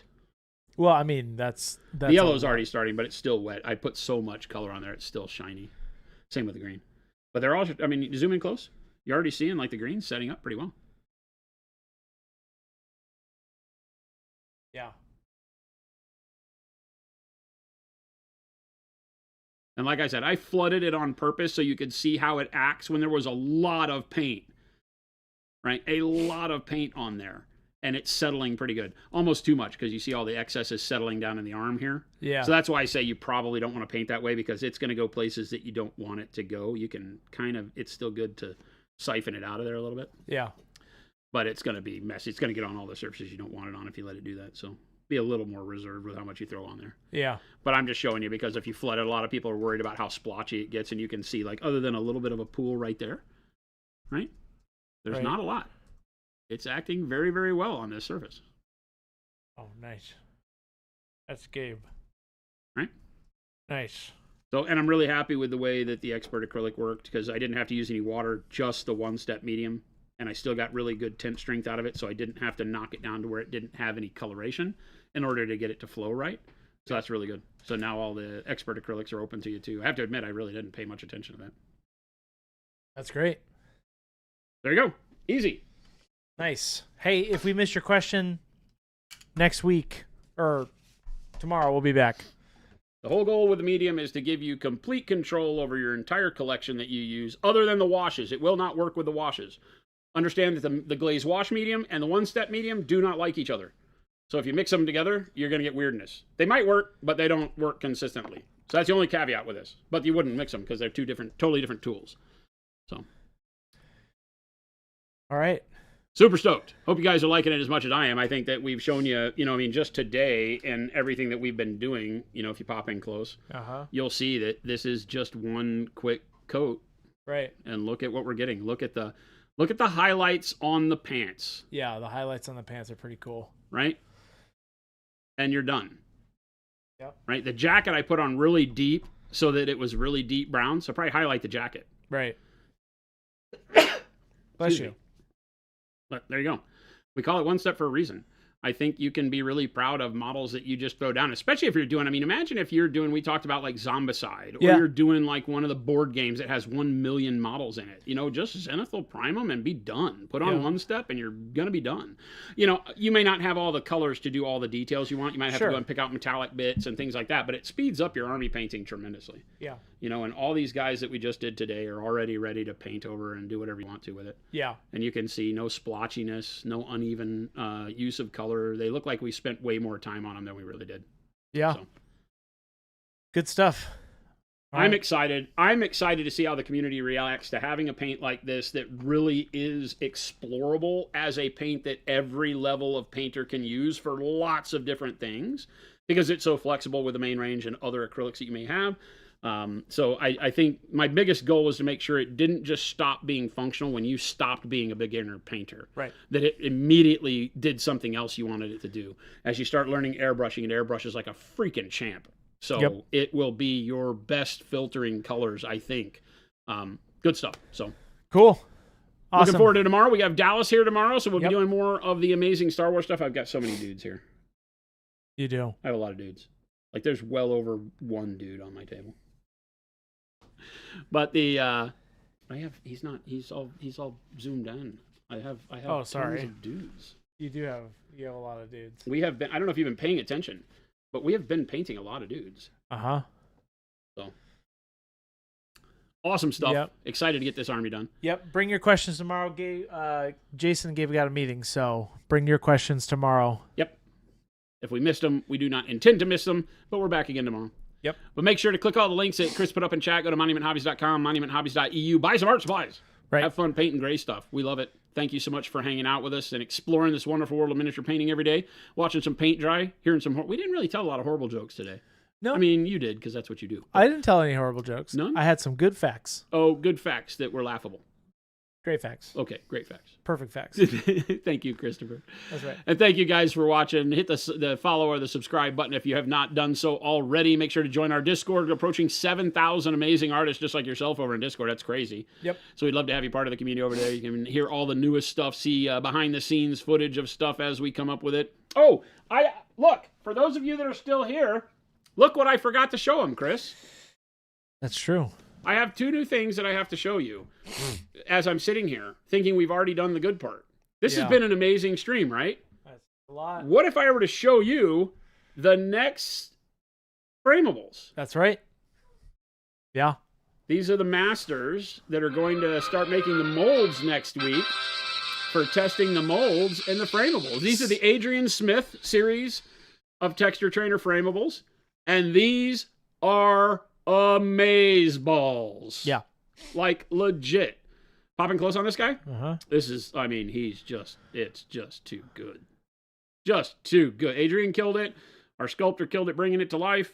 Yeah. They are some weird, Wild West fantasy goblin villains, right? We got the 2 6-shooters on the goblin here. And then this guy's fun, dude. the big brute like mob bodyguard. This guy's look at his underbite. Is that a skull? Look at his underbite.